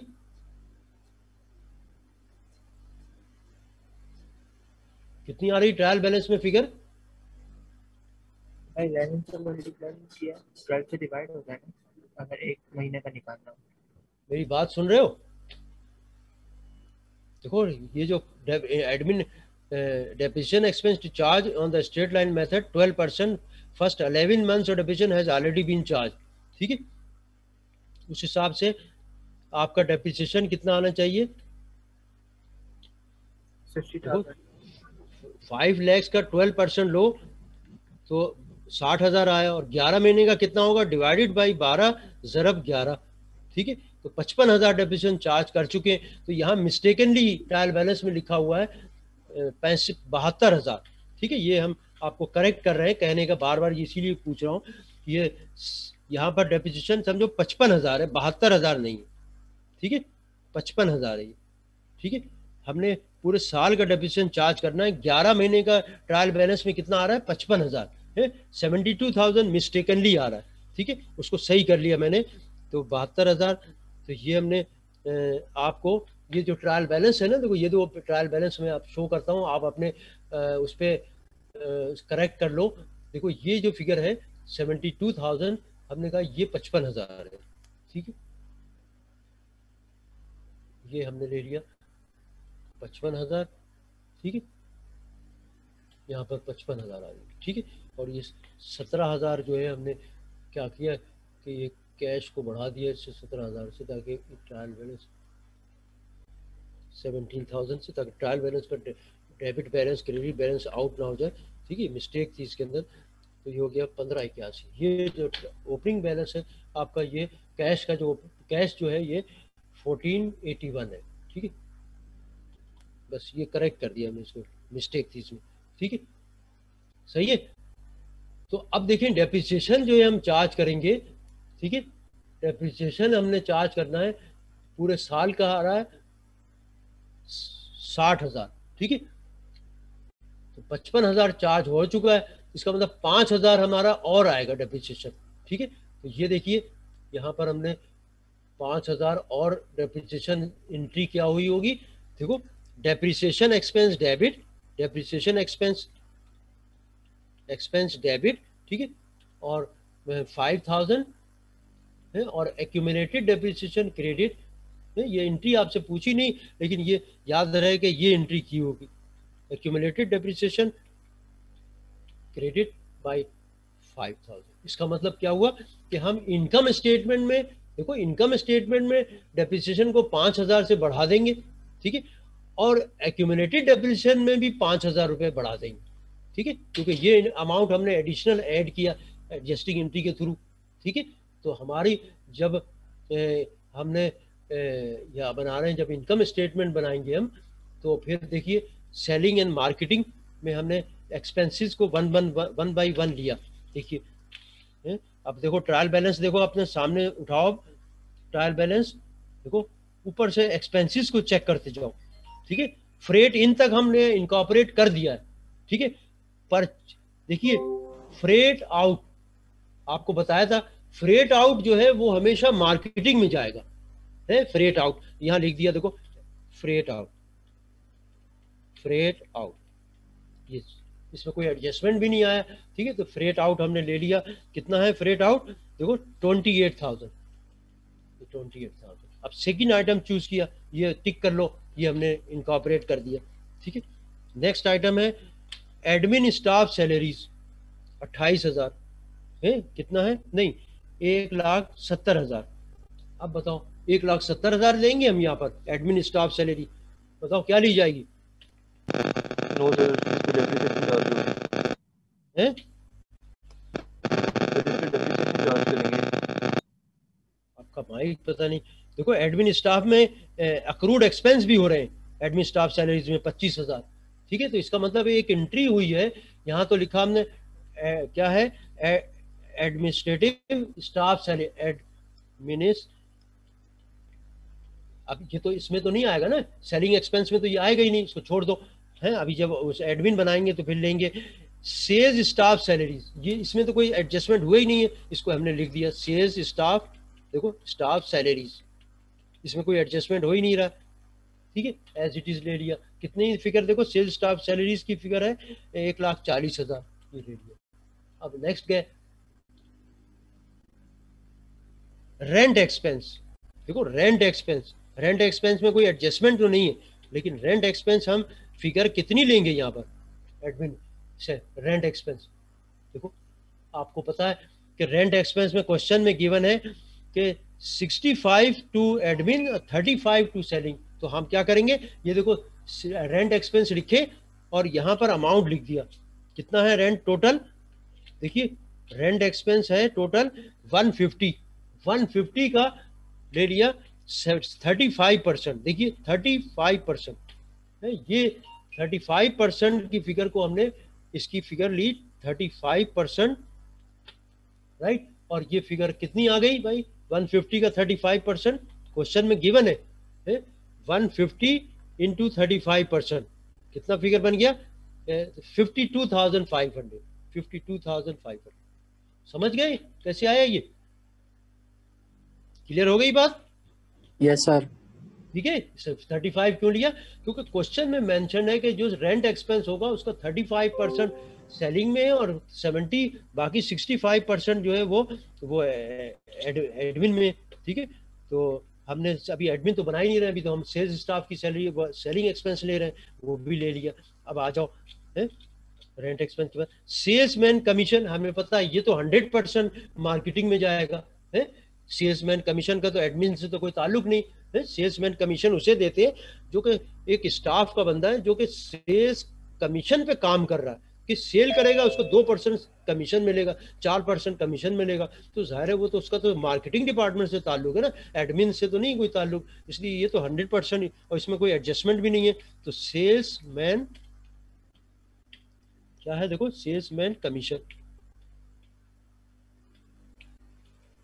सब का सब हमारा इसी में आ गया कितना है 20,000। अब देखिए नेक्स्ट आइटम देखो डेप्रिसिएशन एक्सपेंस। अब देखो डेप्रिसिएशन एक्सपेंस, एक तो ये देखो डेप्रिसिएशन एक्सपेंस, अब ये एक्सपेंस हम क्या करेंगे, ये देखो ये देखिए ब्रैकेट में लिखा हमने डेप्रिसिएशन 85,000 कितना है डेप्रिसिएशन एक्सपेंस ट्रायल बैलेंस में 55 है डेप्रिसिएशन एक्सपेंस आ रहा है आपका टोटल आ रहा है डेप्रिसिएशन कितना आ रहा है ट्रायल बैलेंस में 55 है 55 और प्लस 5,000 ये एडजस्टिंग एंट्री के थ्रू आया है 55 ट्रायल बैलेंस में गिवन है वो करेक्ट कर दिया था मैंने 72,000 को और 5,000 हमने डेप्रिसिएशन ये देखो एंट्री पास की अभी डेप्रिसिएशन की या 1 महीने की तो 5,000 और ऐड किया इसमें है? अब देखिए 5,000 इसमें और ऐड हुआ इसमें यहाँ पर यहीं पर लिख दिया हमने 5,000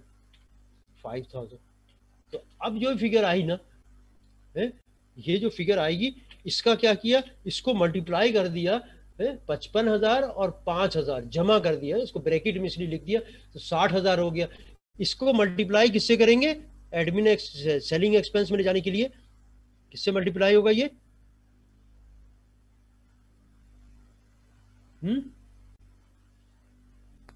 भाई किससे मल्टीप्लाई होगा बोले 30% से अनुमान सर 30% से 30% है क्योंकि ये 30% जा रहा है ना राइट हेलो मैं अभी क्लास में हूँ मेरी क्लास 6 बजे खत्म होगी फिर बात करना मुझसे ठीक है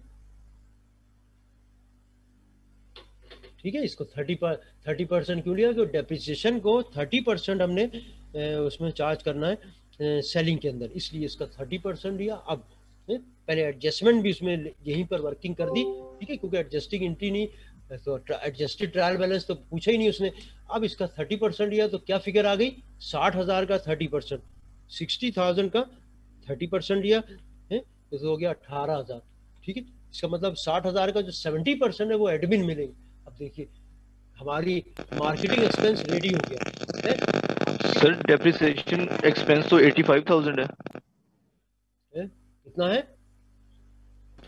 85,000 सर डेप्रिसिएशन एक्सपेंस 85% कहाँ से ले रहे हो सर डेप्रिसिएशन एक्सपेंस जो है क्वेश्चन के अंदर वो 85,000 है 30% है ना एडमिन एक्सपेंस में 30% सर 85,000 हाँ वो 85,000 जो था मैंने अभी आपको बताया भी था एक सेकंड 85,000 एक मिनट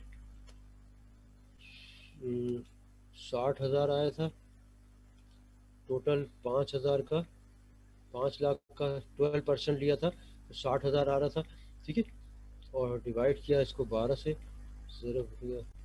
11 से हाँ आपको बताया था मैंने अभी कि डेप्रिसिएशन जो है वो 85,000 आ रहा है ठीक है 85,000 राइट कितना आ रहा है 85,000 लेकिन उसको हमने करेक्ट कर दिया था कि ये 85,000 नहीं है 55,000 है इसमें मिस्टेक थी सवाल के अंदर ठीक है 55,000 आ रहा है राइट बात समझे मेरी बात यस सर ठीक है 55,000 में 5,000 हमने फिर डेप्रिसिएशन की एंट्री की है तो डेप्रिसिएशन एक्सपेंस डेबिट एक महीने के हिसाब से तो 5,000 आ रहा था तो इसलिए देखो यहाँ पर 55,000 जो लिया है वो इसी वजह से लिया है कि हमने उसमें करेक्शन कर दिया ना वो 85,000 नहीं है वो है 55,000 ठीक है तो 55,000 तो ये 55,000 जमा 5,000 वही 60,000 हो गया इसका 30% लिया तो ये आपके पास आ गया 18,000 अब बात समझ गए अब क्लियर हो गई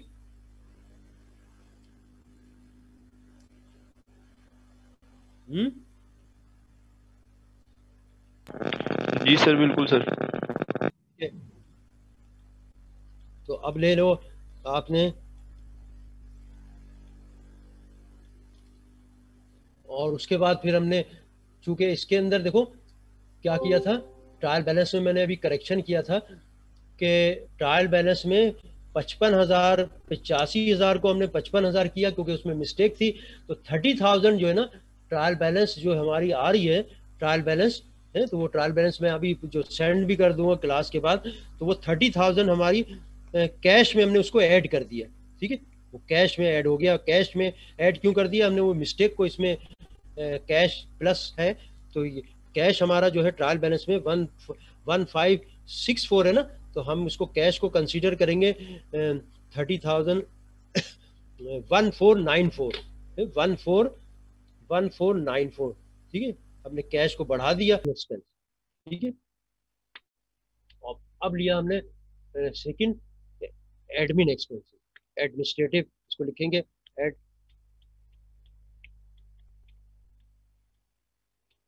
एक्सपेंसेस, ठीक।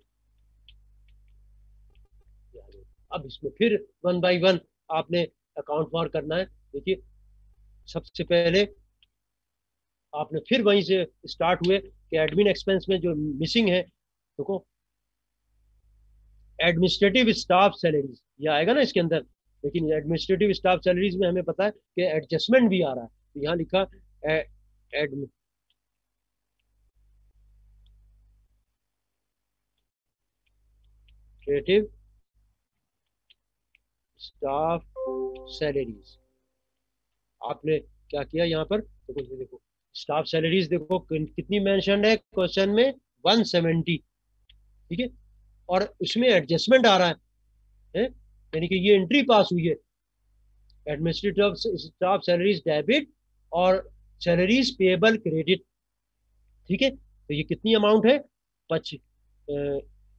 आपकी 25,000, ठीक है। 25,000 ये और प्लस हो गया इसमें, ठीक है। ये देखिए 25,000 प्लस किया इसको, और ये फिगर हमने यहाँ पर ली, समझ गए, ये एडजस्टिंग एंट्री के थ्रू आया ना ये, right. Administrative staff salaries debit और सैलरीज पेएबल क्रेडिट है, 25,000 वहाँ बैलेंस शीट में भी सैलरीज पेएबल में ऐड हो जाएगा, जो सैलरीज पेएबल का अमाउंट है, ठीक है।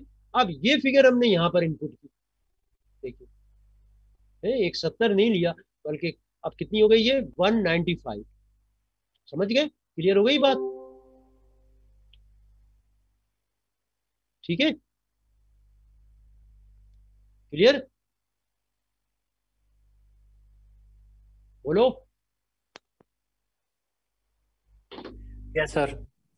ठीक है, नेक्स्ट लो, नेक्स्ट आइटम, अब इसमें से देखना कौन सा आएगा, सेल्स स्टाफ तो ले लिया, रेंट एक्सपेंस है ये भी आएगा, है रेंट एक्सपेंस, रेंट एक्सपेंस उसी ऑर्डर में चलो, रेंट एक्सपेंसेस। लेकिन हम रेंट एक्सपेंस में क्या करेंगे कि 150 का कितना परसेंट लोगे, 65%, यहाँ पर 65% लेना है, क्योंकि रेंट का बताया हुआ है तो उसका 65% जो है वो एडमिन में, देखो क्वेश्चन में देखिए 65%, ठीक है। तो ये 65 लेके इस तरह टोटल दोनों में चार्ज हो गया 150 का 150, ठीक है, इंटू 65%, तो ये आपके पास आ गया 97,500, ठीक है।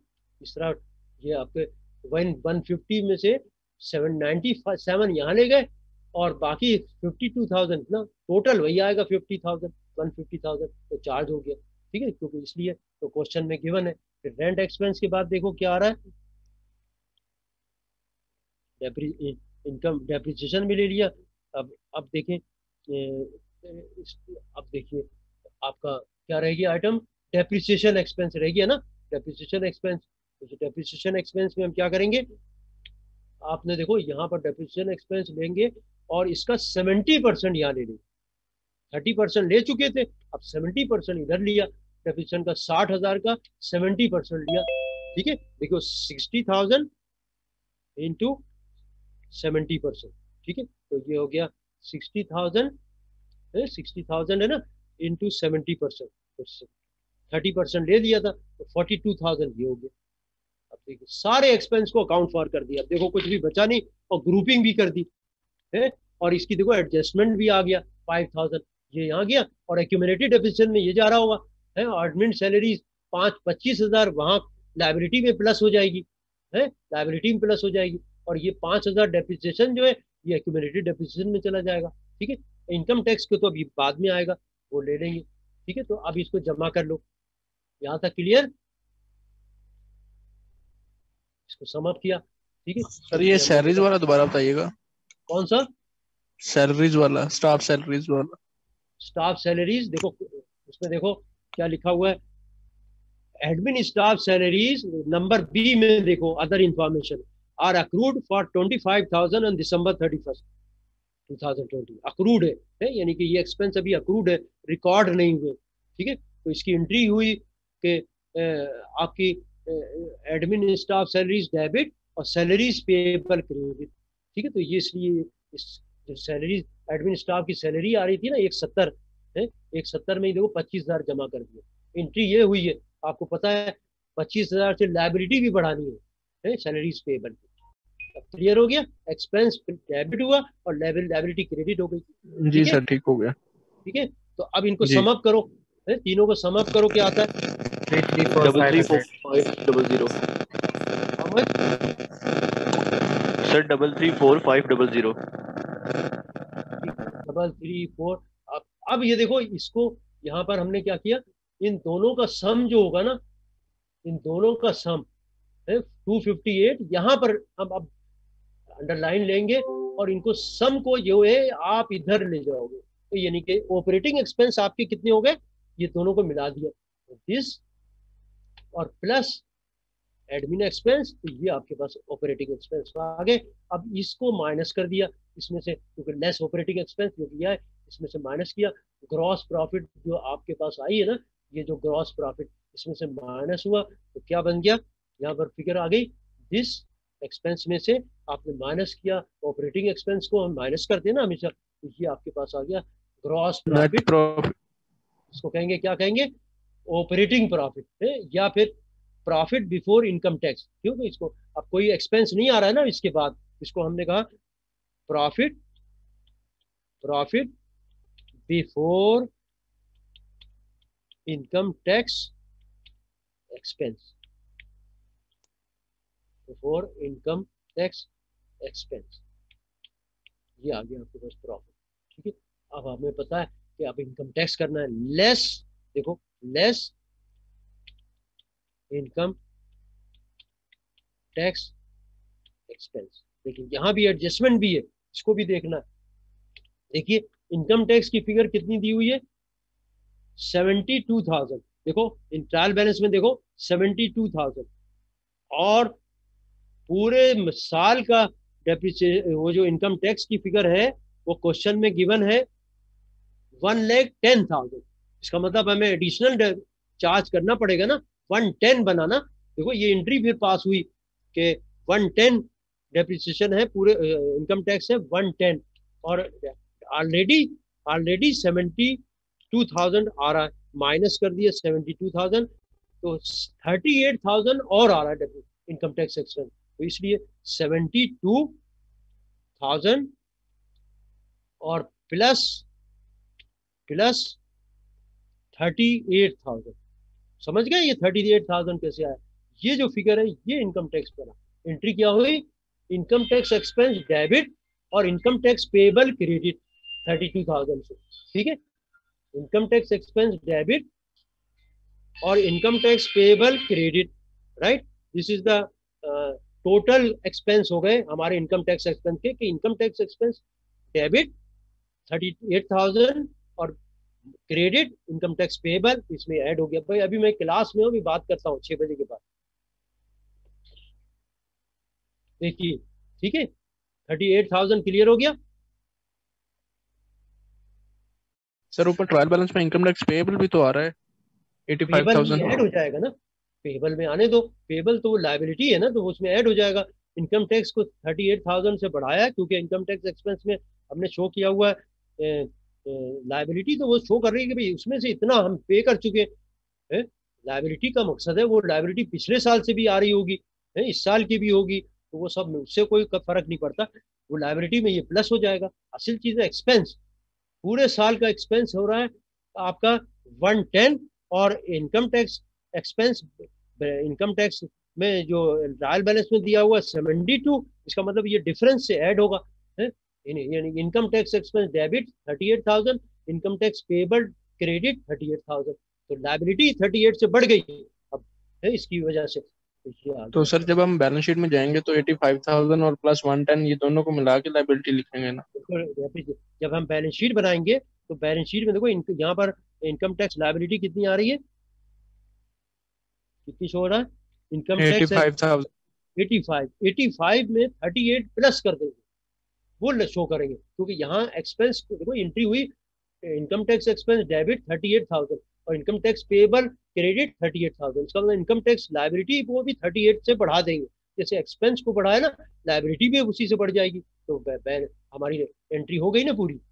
ठीक है, बोलो।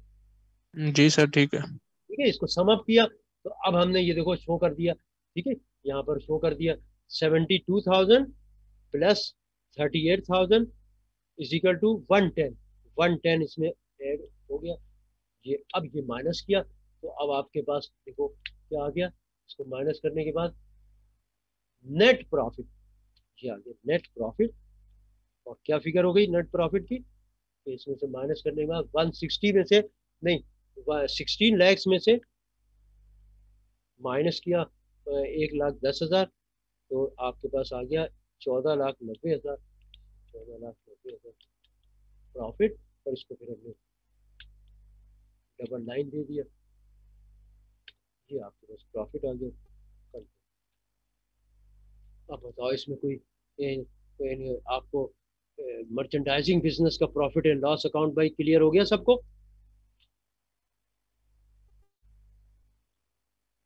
बोले सर ये जो इनकम टैक्स है ना, यहाँ से थोड़ा सा आगे समझा दें। 35 38 जो आया इनकम ना, वो टैक्स समझाया। देखो क्या लिखा हुआ है यहाँ पर एडिशनल डेटा में, यानी कि एडजस्टिंग एंट्री दी हुई है, इसके अलावा डेप्रिसिएशन क्या, income tax expense for the entire year is calculated ₹1,10,000। ठीक है, फॉरन जब इनकम टैक्स की फिगर होगी, कह रहा है कि पूरे साल का डेप्रिसिएशन 1,00,000 सॉरी इनकम टैक्स बनता है 1,10,000। अब हम फॉरन देखेंगे, हमने इनकम टैक्स ट्रायल बैलेंस में क्या शो किया हुआ है, वहां देखा तो 110 नहीं है बल्कि 72,000 है। इसका मतलब शॉर्टफॉल हो रहा है ना, तो शॉर्टफॉल कितने से हो रहा है, फॉरन इनका डिफरेंस लिया, कितने से शॉर्टफॉल हो रहा है, अभी हमने इनकम टैक्स अभी इनपुट किया ही नहीं, तो 110 में से जब हमने माइनस किया 85 को, तो फिगर आ गई 25,000। ठीक है, 25,000 की, तो कितनी आई 25 नहीं 72, 110 माइनस 72, ठीक है, तो 38,000। तो 38,000 वो इसमें प्लस कर दिया, एंट्री क्या हुई, एडजस्टिंग एंट्री, एक्सपेंस डेबिट 38,000 और इनकम टैक्स पेएबल 38,000, वो एंट्री यहाँ एक्सपेंस में चला गया, और जब बैलेंस शीट बनाएंगे तो वहां 38,000 लायबिलिटी को बढ़ा देंगे। अब क्लियर हुई बात? जी सर ठीक है। ठीक है, तो ये हमारी लायबिलिटी। देखो ये आपको क्वेश्चन ऐसा दिया कि कुछ एडजस्टमेंट थे और हमने एडजस्टिंग एंट्री को एडजस्टेड ट्रायल बनाए बगैर उसको इनकॉपरेट कर दिया। ज्यादा सवाल इस तरह पूछता है वो। ठीक है, तो इसको हमने दो चार जो एडजस्टमेंट थे उसको हमें पता है कि देखो जब हम डेप्रिसिएशन इन बैलेंस शीट बनाएंगे तो हम 5,000 एक्यूमुलेटेड में बढ़ा देंगे, है? और एडमिन जब हम बैलेंस शीट बनाएंगे तो लायबिलिटी को सैलरीज पेबल को 25,000 से बढ़ा देंगे। इसी देखो ब्रैकेट से हमें फिगर मिल रही है ना। और इनकम टैक्स में हमने 38,000 ऐड किया है तो इनकम टैक्स पेबल में 38,000 से बढ़ा देंगे। बहुत आसान है, बिल्कुल क्लियर है, KG1 का बच्चा समझ जाएगा। ठीक है, तो ये हमने कंप्लीट कर लिया। तो अब आ जाओ नेक्स्ट पार्ट क्या है, रिटेन अर्निंग से। ठीक है, यहाँ पर हमने ये एडजस्टमेंट है, इनका इफेक्ट बैलेंस शीट में भी जाएगा। ठीक है, रिटेन अर्निंग स्टेटमेंट, ये भी आपसे नई चीज पूछी है। रिटेन अर्निंग्स आपका उसमें भी आ सकता है। रिटेन अर्निंग स्टेटमेंट किस तरह बनाते हैं, ओपनिंग इन्वेंट्री। देखो रिटेन अर्निंग्स में हमने आपको लास्ट क्लास में बताया था, रिटेन अर्निंग्स में जो प्रॉफिट ऐड हो जाता है और डिविडेंड माइनस हो जाता है, बन जाती है रिटेन अर्निंग्स। तो ये अब स्टेटमेंट बाकायदा बनवाने को पूछा, तो आप क्या बनाओगे, देखो रिटेन अर्निंग्स इसी तरह हेडिंग दिया, देखो eastern departmental store retained earning statement. अब देखो किस तरह बनाएंगे, रिटेन अर्निंग्स जो बैलेंस शीट में है वो जो ट्रायल बैलेंस में है वो ओपनिंग है। ठीक है, ओपनिंग यहाँ लिखा ओपनिंग रिटेन, ठीक है, ओपनिंग क्या टाइम हो रहा है, ओपनिंग रिटेन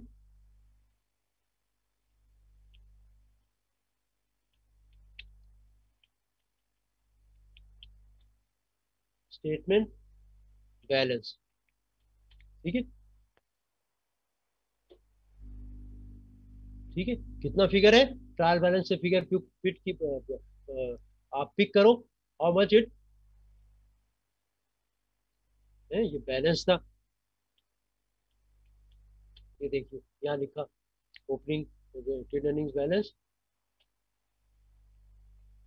देखिए ट्रायल बैलेंस में क्या दी हुई है, रिटेन अर्निंग्स में 370, ये देखो 370 है।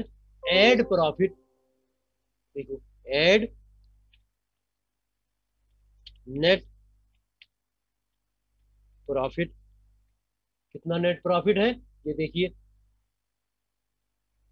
1490, 1490 ट्रिपल जीरो, ये ऐड हो गया 1490 ट्रिपल, ठीक है, ये ऐड कर दिया राइट।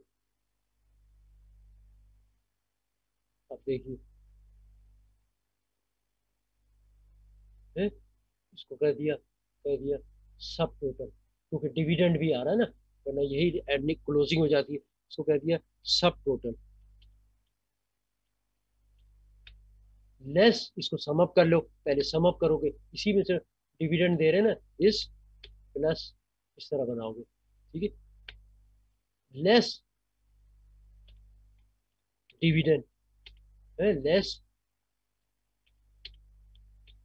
डिविडेंड, डिविडेंड देखो ट्रायल बैलेंस में कितना है, नहीं डिस्ट्रीब्यूशन ऑफ प्रॉफिट है ना, ये डिविडेंड दिया हुआ है 40,000, ये माइनस कर दिया,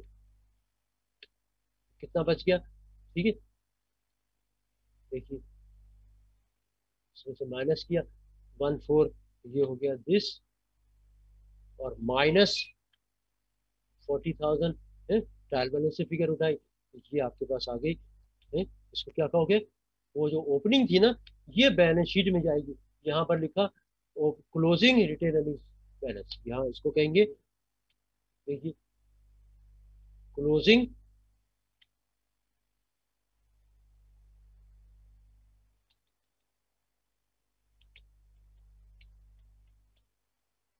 आपको पता यार, बस इतनी सी स्टेटमेंट है, कंप्लीट हो गई। और जब बैलेंस शीट बनाओगे तो आप बैलेंस शीट में इसको इस फिगर को ले जाओगे 81820 को, ये आपने रिटर्न अर्निंग्स ओपनिंग नहीं, ये नहीं लेनी, बल्कि 81840, क्योंकि उसका नेट इफेक्ट एक्सपेंस रेवेन्यू का आ गया ना, तो ये हमने ऐड कर दिया इसमें, तो ये हमारी बैलेंस शीट में ये फिगर जाएगी 1820, ठीक है, क्लियर हो गई रिटर्न अर्निंग्स स्टेटमेंट, ठीक है, क्लियर। Yes sir. जी अब सर। आ जाओ बैलेंस शीट पे, ठीक है, बैलेंस शीट आज तो कंप्लीट कर लेंगे, क्लोजिंग को चलो नेक्स्ट क्लास में देखेंगे, बैलेंस शीट, ठीक है। अब देखिए, अब ये भी याद रखोगे है, उनको डेप्रिसिएशन को भी एक्यूमुलेटेड में इनकॉर्पोरेट करना है, लायबिलिटी को भी करना है, ठीक है, और आपका सैलरी एक्सपेंस को भी है लायबिलिटी में, तो देखिए यहाँ लिखा देखो एसेट्स, उसी तरीके से बिल्कुल एसेट्स, देखिए टेक द एसेट्स, राइट। अब वन बाय वन आप पिक करो, सारे एसेट्स देते जाओ, देखिए कैश, देखिए सेकेंड आइटम है आप मर्चेंडाइज इन्वेंट्री, आप ये वाली नहीं लोगे, क्लोजिंग वाले लोगे, है मर्चेंडाइज डाइज इन्वेंट्री, ठीक है, क्लोजिंग, ओपनिंग तो समझो कंज्यूम हो गई, ठीक है, ये यहाँ पर हम कैश लिया ट्रायल बैलेंस से, कैश को मैंने बढ़ा दिया था, आपको याद होगा 1490 ये ले लिया था ना कैश, ठीक है, 1494 आ रहा था ना, ठीक है, 72,085 माइनस 85 माइनस ये जो 55,000 आपने 25,000 30,000 कम किया था, तो 30,000 हमने 144 और 30,000 उसी में ऐड कर दिया था कैश में, तो 1494 कैश बैलेंस है। ट्रायल बैलेंस में जो ट्रायल बैलेंस आपको सेंड की उसमें थोड़ा एरर था, तो सही कर दिया इसको, ठीक है। वो मैं दूसरी ट्रायल बैलेंस अब जब ईमेल करूंगा तो उसमें अब मर्चेंडाइज इन्वेंट्री आपकी क्या आई है, मर्चेंडाइज इन्वेंट्री कितनी शो करेंगे, जो क्लोजिंग है 56,000 ये शो होगी, 56,000, ठीक है। अब नेक्स्ट आइटम आ जाओ, क्या है, प्रीपेड रेंट, इसमें कोई एडजस्टमेंट नहीं आया, एज इट इज आ रहा है। प्रीपेड प्रीपेड रेंट कितना अमाउंट है, देखो प्रीपेड रेंट में 30,000 दे दिए। अब देखिए नेक्स्ट क्या है, इक्विपमेंट है, इक्विपमेंट है 5 लाख, देखिए इक्विपमेंट 5 लाख, ठीक है। लेकिन अब 5 लाख इक्विपमेंट है, आपको पता है कि हमने यहाँ पर जब फिगर लेंगे तो एक्यूमुलेटेड डेप्रिसिएशन भी माइनस करेंगे इसमें से, ठीक है। तो मैंने क्या किया कि यहाँ पर हमने इक्विपमेंट लिखा 5 लाख यहाँ पर, उसके सेकंड लास्ट कॉलम में 5 लाख, ठीक है।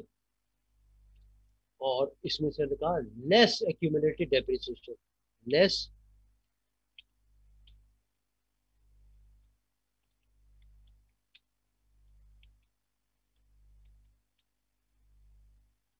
ठीक है। लेकिन याद रखो कि एक्यूमुलेटेड डेप्रिसिएशन जो लेस लोगे वो कितना लोगे है, एक एंट्री भी हुई है ना, तो हमने लिखा कि एक्यूमुलेटेड डेप्रिसिएशन जो हमारे पास आ रहा है वो है कितना, तो 1,25,000 है, 1 लाख देखो ये आ रहा है 125 प्लस है, डेप्रिसिएशन की एंट्री भी की हमने है, प्लस कितना अमाउंट है डेप्रिसिएशन का जो हमने ऐड किया है,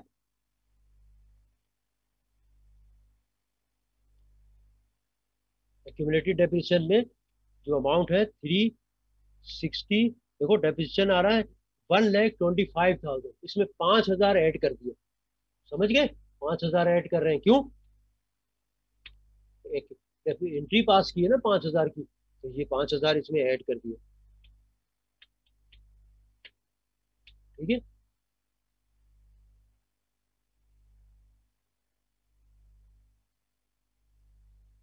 तो ये आपके पास डेप्रिसिएशन आ गया कितना, एक्यूमुलेटेड डेप्रिसिएशन 5,000 ऐड भी हो गया,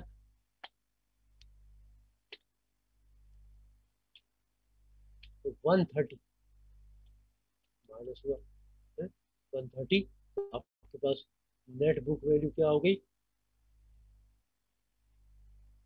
5 lakhs है, 5 lakhs माइनस 130, तो दिस कम्स 370, इसी तरह, ठीक है, क्लियर,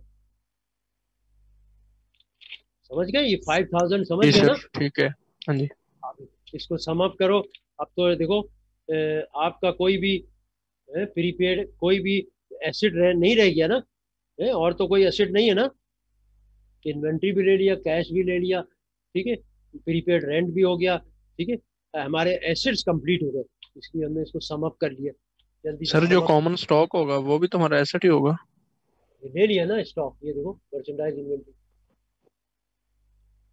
क्लोजिंग, क्लोजिंग लोगे ना, ओपनिंग तो आपने कॉस्ट ऑफ गुड सोल्ड में चार्ज कर दिया है, वो तो एक्सपेंस में चली गई ना, इन्वेंट्री क्लोजिंग आ गई, ठीक है, क्लोजिंग आएगी, ओपनिंग तो कंज्यूम हो गई कॉस्ट ऑफ गुड सोल्ड में, ठीक है, बोलो, जी सर, ठीक है। ठीक है। अब इसको सम अप कर लो, इसको कहा टोटल एसेट्स,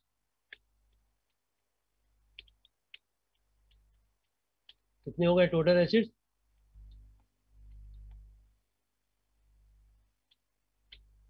सम अप कर लिया,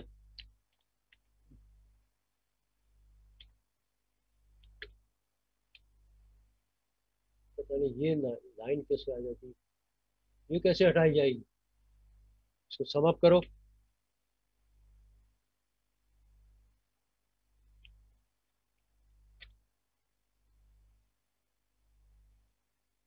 ठीक है, देख लें यही आ रहा है।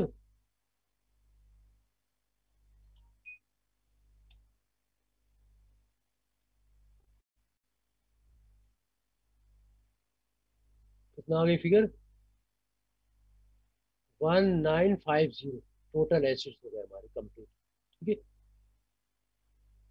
देखिए अब आ जाओ आगे। अब क्या देंगे हेडिंग? क्या आएगी हेडिंग भाई? Liabilities. Liabilities and stock holder security या शेयर होल्डर सिक्योरिटी या ओनर सिक्योरिटी। लाइबिलिटीज एंड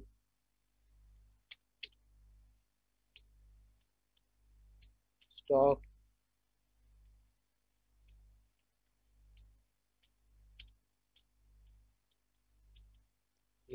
तो पहले हम देंगे लाइबिलिटीज। ठीक है, लाइबिलिटीज दे दिया तो इसको अब आप लो सम लाइबिलिटीज उठाओ।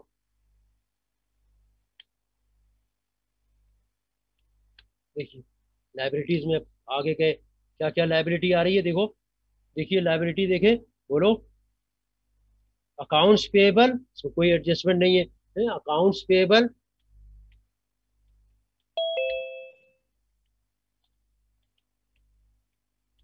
फर्स्ट फिगर क्या है? अकाउंट्स पेएबल कितना अमाउंट है? जल्दी बोलो। अकाउंट्स पेएबल आपकी सर फिगर है 75,000। 75,000। ठीक है, 75,000। फिर नेक्स्ट आइटम है आपको पता है कि सैलरीज पेएबल है। ये यहाँ पर अमाउंट क्या शो करेंगे? सैलरीज पेएबल है। सर एडजस्टमेंट वाली। इसमें एडजस्टमेंट आया, इसलिए यहाँ पर आपको ये शो भी कर दिया कि पहले फिगर ये लिखी सैलरीज पेएबल में। कितनी फिगर है सैलरीज पेएबल में? 42,000 है। तो 42,000 देखो प्लस है, प्लस एडजस्टिंग एंट्री आई है 25,000 की, 25,000, तभी तो बैलेंस शीट टाई अप होगी ना। ठीक है, डबल इफेक्ट आता है ना, ये हो गया। अब ये हम ये शो करेंगे कितनी? 42, और इसको जमा कर लो कैलकुलेटर पे। 42 प्लस 25, 67,000। 67,000। 67,000। ठीक है, एक ये लाइबिलिटी हो गई, लाइबिलिटी सर्विस पेपर हो गया। उसके बाद देखिए फिर हमारी कौन सी आ रही लाइबिलिटी, जल्दी से देखो। सैलरीज पेबल हो गया, अकाउंट्स पेबल भी हो गया, इनकम टैक्स पेबल अभी छोड़ा हुआ। इनकम टैक्स पेबल ने क्या कसूर किया?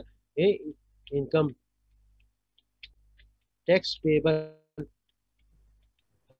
हमें पता है इसमें भी एडजस्टमेंट आया। ठीक है, देखिए इनकम टैक्स पेबल लाइबिलिटी में था इनकम टैक्स 85,000। ठीक है, और लेकिन इसमें भी इनकम टैक्स की एंट्री की हमने, तो पास की एंट्री कितने अमाउंट की एंट्री पास की थी? 38,000। कितने से? 38,000। 38,000। तो 38,000 इसमें क्रेडिट हो रहा है। ठीक है, इसलिए इसको ऐड कर दिया तो हमारी लाइबिलिटी अब 55,000 नहीं रही बल्कि इंक्रीज हो गई। तो ये हो गई आपकी 85 प्लस 38, 123 था। This is 123। 123। ठीक है, तो ये हो गई लाइबिलिटी। अब देखो, अब आपके पास लाइबिलिटी एंड हो गई, सारी लाइबिलिटी हमने ले लिया, कोई तो नहीं बची ना, इसलिए इसको सम कर लो।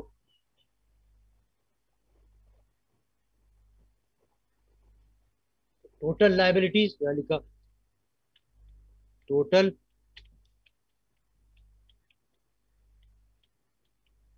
लाइबिलिटीज हो गई हमारी क्या है? दिस 75 प्लस 67 प्लस 123, ये होगी टोटल लाइबिलिटी 265। ठीक है, 265 सम अप कर लिया। अब आ जाओ स्टॉक होल्डर सिक्योरिटी। होल्डर्स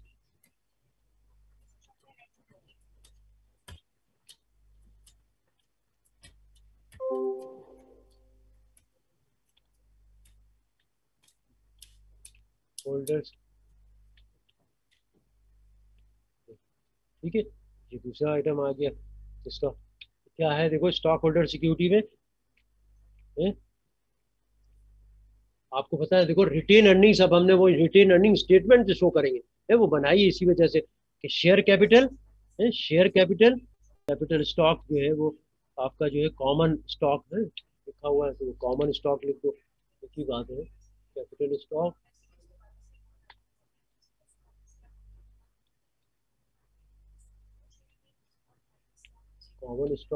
वो है आपका 365, ठीक है। और रिटेन अर्निंग्स,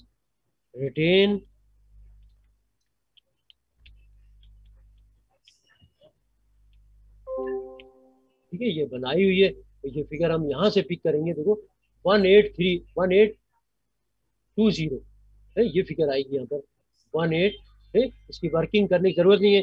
1820 राइट, ये आ गया, सम हो गई, ठीक है। एक सेकेंड, हेलो सर, सलाम वालेकुम। हेलो,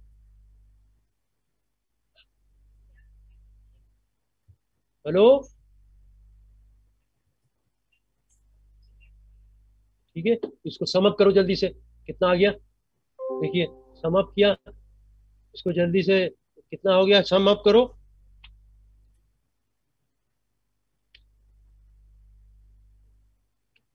ठीक है, 2185, इसको लिखा total stock holder security,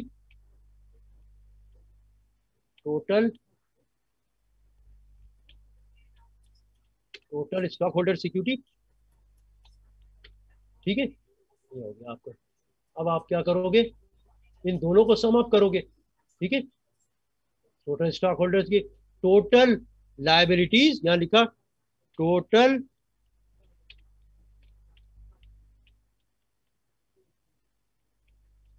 and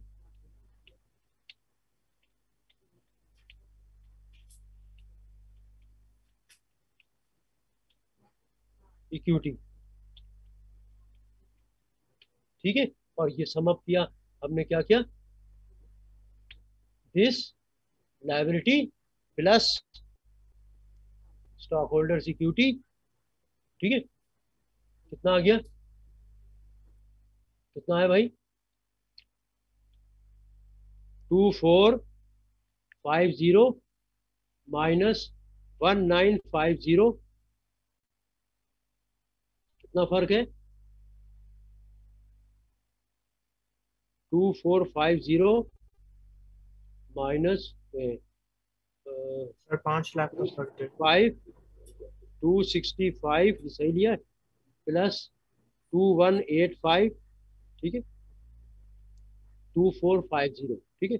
हमारा एसिड्स कितना आ रहा है, 1950, 5 लाख का डिफरेंस है। कौन सी फिगर छोड़ दी है, देखो अकाउंट्स रिसीवेबल, देखो लिया ही नहीं, कोई स्टूडेंट नहीं बोल रहा है अकाउंट रिसीवेबल है, अकाउंट रिसीवेबल की फिगर, अगर ऐसा चक्कर हो तो फौरन देखो कोई ऐसी फिगर तो नहीं, यहाँ हमने अकाउंट रिसीवेबल को मिस किया हुआ है, ठीक है, बात समझे, अकाउंट रिसीवेबल छोड़ दिया, कोई स्टूडेंट ने बताया भी नहीं। आप लोग क्या कर रहे हो,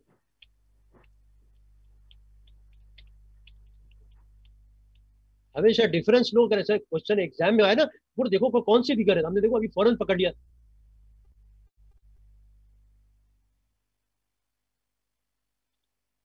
अकाउंट रिसीवेबल को हमने मिस कर दिया था, तो अकाउंट रिसीवेबल की फिगर है आपकी 5 लाख की फिगर, ठीक है। तो ये 5 लाख रुपए हमने यहाँ पर ऐड किया, इतनी बड़ी रकम 5 लाख रुपए, ठीक है। तो ये आपकी फिगर देखो 24 ये आ गई, और ये देखिए, और यही आ गई आपके पास 24 टोटल एसिड्स, ठीक है, 24 और 2450, ठीक है। तो यहाँ पर हम इसको कैसे शो करेंगे, टोटल एसिड्स को भी और टोटल, देखिए ये कैसे शो होगा, यहाँ पर हम अब लाइन देंगे इस तरीके से, ये हो गया, और यहाँ पर इसी तरह इसको दिया,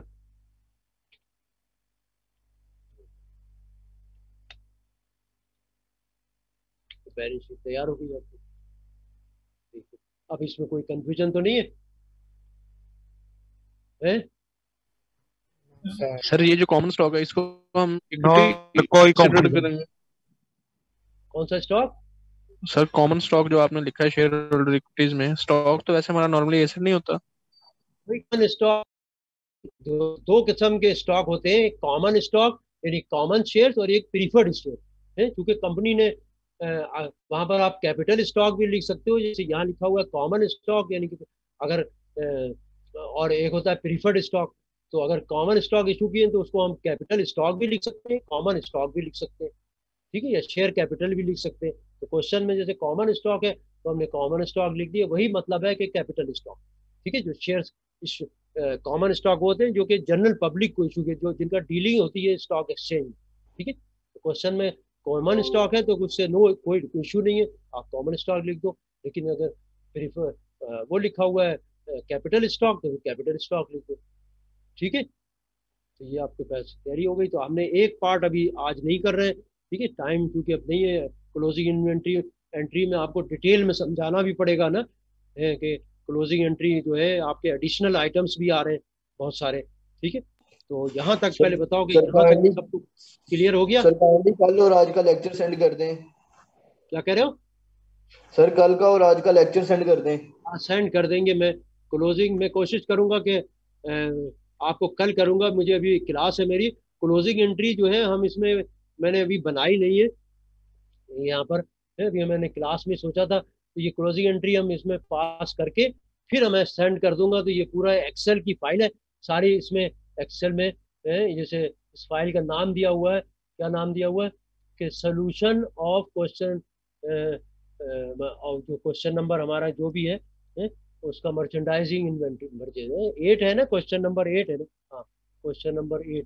तो ये इसको हम आपको सेंड कर देंगे इसको, ठीक है, इसको भी बना के कंप्लीट कर देंगे। लेकिन ये हमारे क्लोजिंग एंट्री को हम डिस्कस करेंगे डिटेल में, क्योंकि ये मर्चेंडाइजिंग बिजनेस है ना, तो इसमें हम इसे आपको इसमें याद रखना सीआर के हमने क्लोजिंग एंट्रीज इसमें नहीं की है, ठीक है। क्लोजिंग एंट्री भी हमने पास करनी है। तो यहाँ तक पहले बताओ कि cost of good sold, income statement, retained earnings, balance sheet, ये सबको क्लियर हो गई? जी सर ये क्लियर है सर। वो जो आपने Clear लास्ट भाई? क्वेश्चन करवाए हैं 5, 6 और 7 वो भी सेंड कर दीजिएगा। ठीक है, ठीक है, हम एक सवाल मर्चेंडाइजिंग का और भी करेंगे, ठीक है।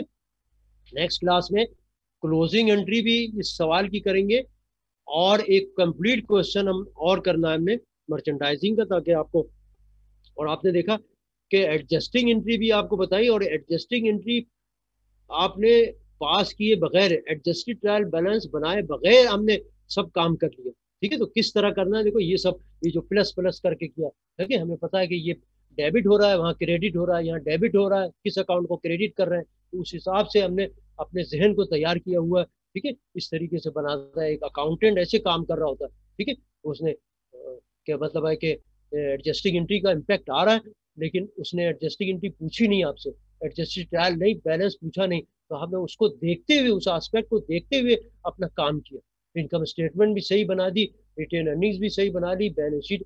अब हम क्लोजिंग एंट्री पास करेंगे तो रिटेन अर्निंग्स जो क्लोजिंग एंट्री में रिटेन अर्निंग्स को ट्रांसफर करेंगे तो वही अमाउंट होगा जो नेट प्रॉफिट है, 1490 आ रहा है ना नेट प्रॉफिट क्लोजिंग एंट्री। लेकिन यहाँ पर क्लोजिंग एंट्री जब पास करेंगे तो इन्वेंट्रीज को भी क्लोज करना होगा, ठीक है। ओपनिंग क्लोज होगा, और क्लोजिंग इन्वेंट्री को फिर डेबिट करेंगे, वापस बुक्स में लाना है। क्लोजिंग एंट्री अब समझो बुक्स में नहीं है अभी, है उसको बुक्स में लाना है, और सारे एक्सपेंसेस को क्लोज करना होगा, रेवेन्यू को क्लोज करना होगा।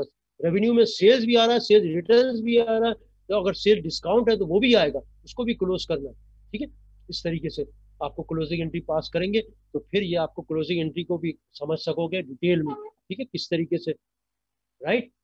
तो अब यहाँ तक है कि आपको यहाँ तक अब क्लियर हो जाना चाहिए मर्चेंडाइजिंग बिजनेस का, ठीक है। ये सारे चैप्टर्स, मर्चेंडाइजिंग का चैप्टर और ये क्वेश्चन और इसका आंसर, ये सब मैं सेंड कर दूंगा इंशाल्लाह।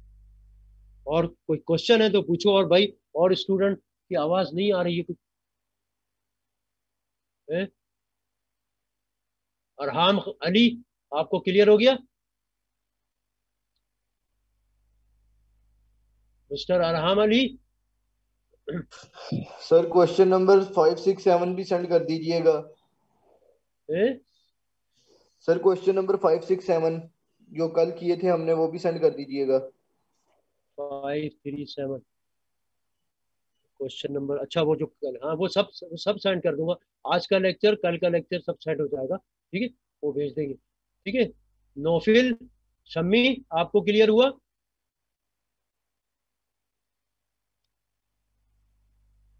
बोले, आवाज सुन रही है?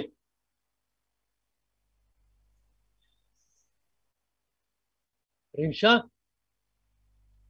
Rizwan, yes sir. ठीक है। सलमान, हैदर, आपको क्लियर है?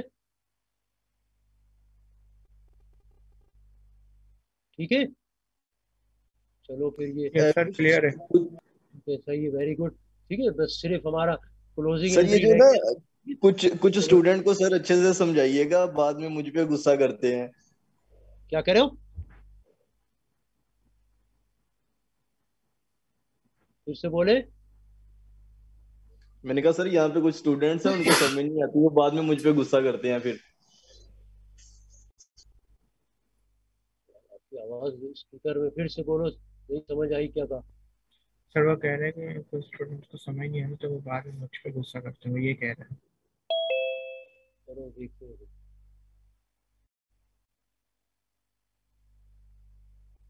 ठीक है, बस क्लास को एंड कर रहे हैं फिर, ठीक है। बाकी क्लोजिंग एंट्री हम नेक्स्ट क्लास में सॉल्व करेंगे, और ये लेक्चर कोशिश करेंगे आपको आजकल में कंप्लीट लेक्चर या कल का और आज का आपको सेंड कर दें, ठीक है। ओके फिर।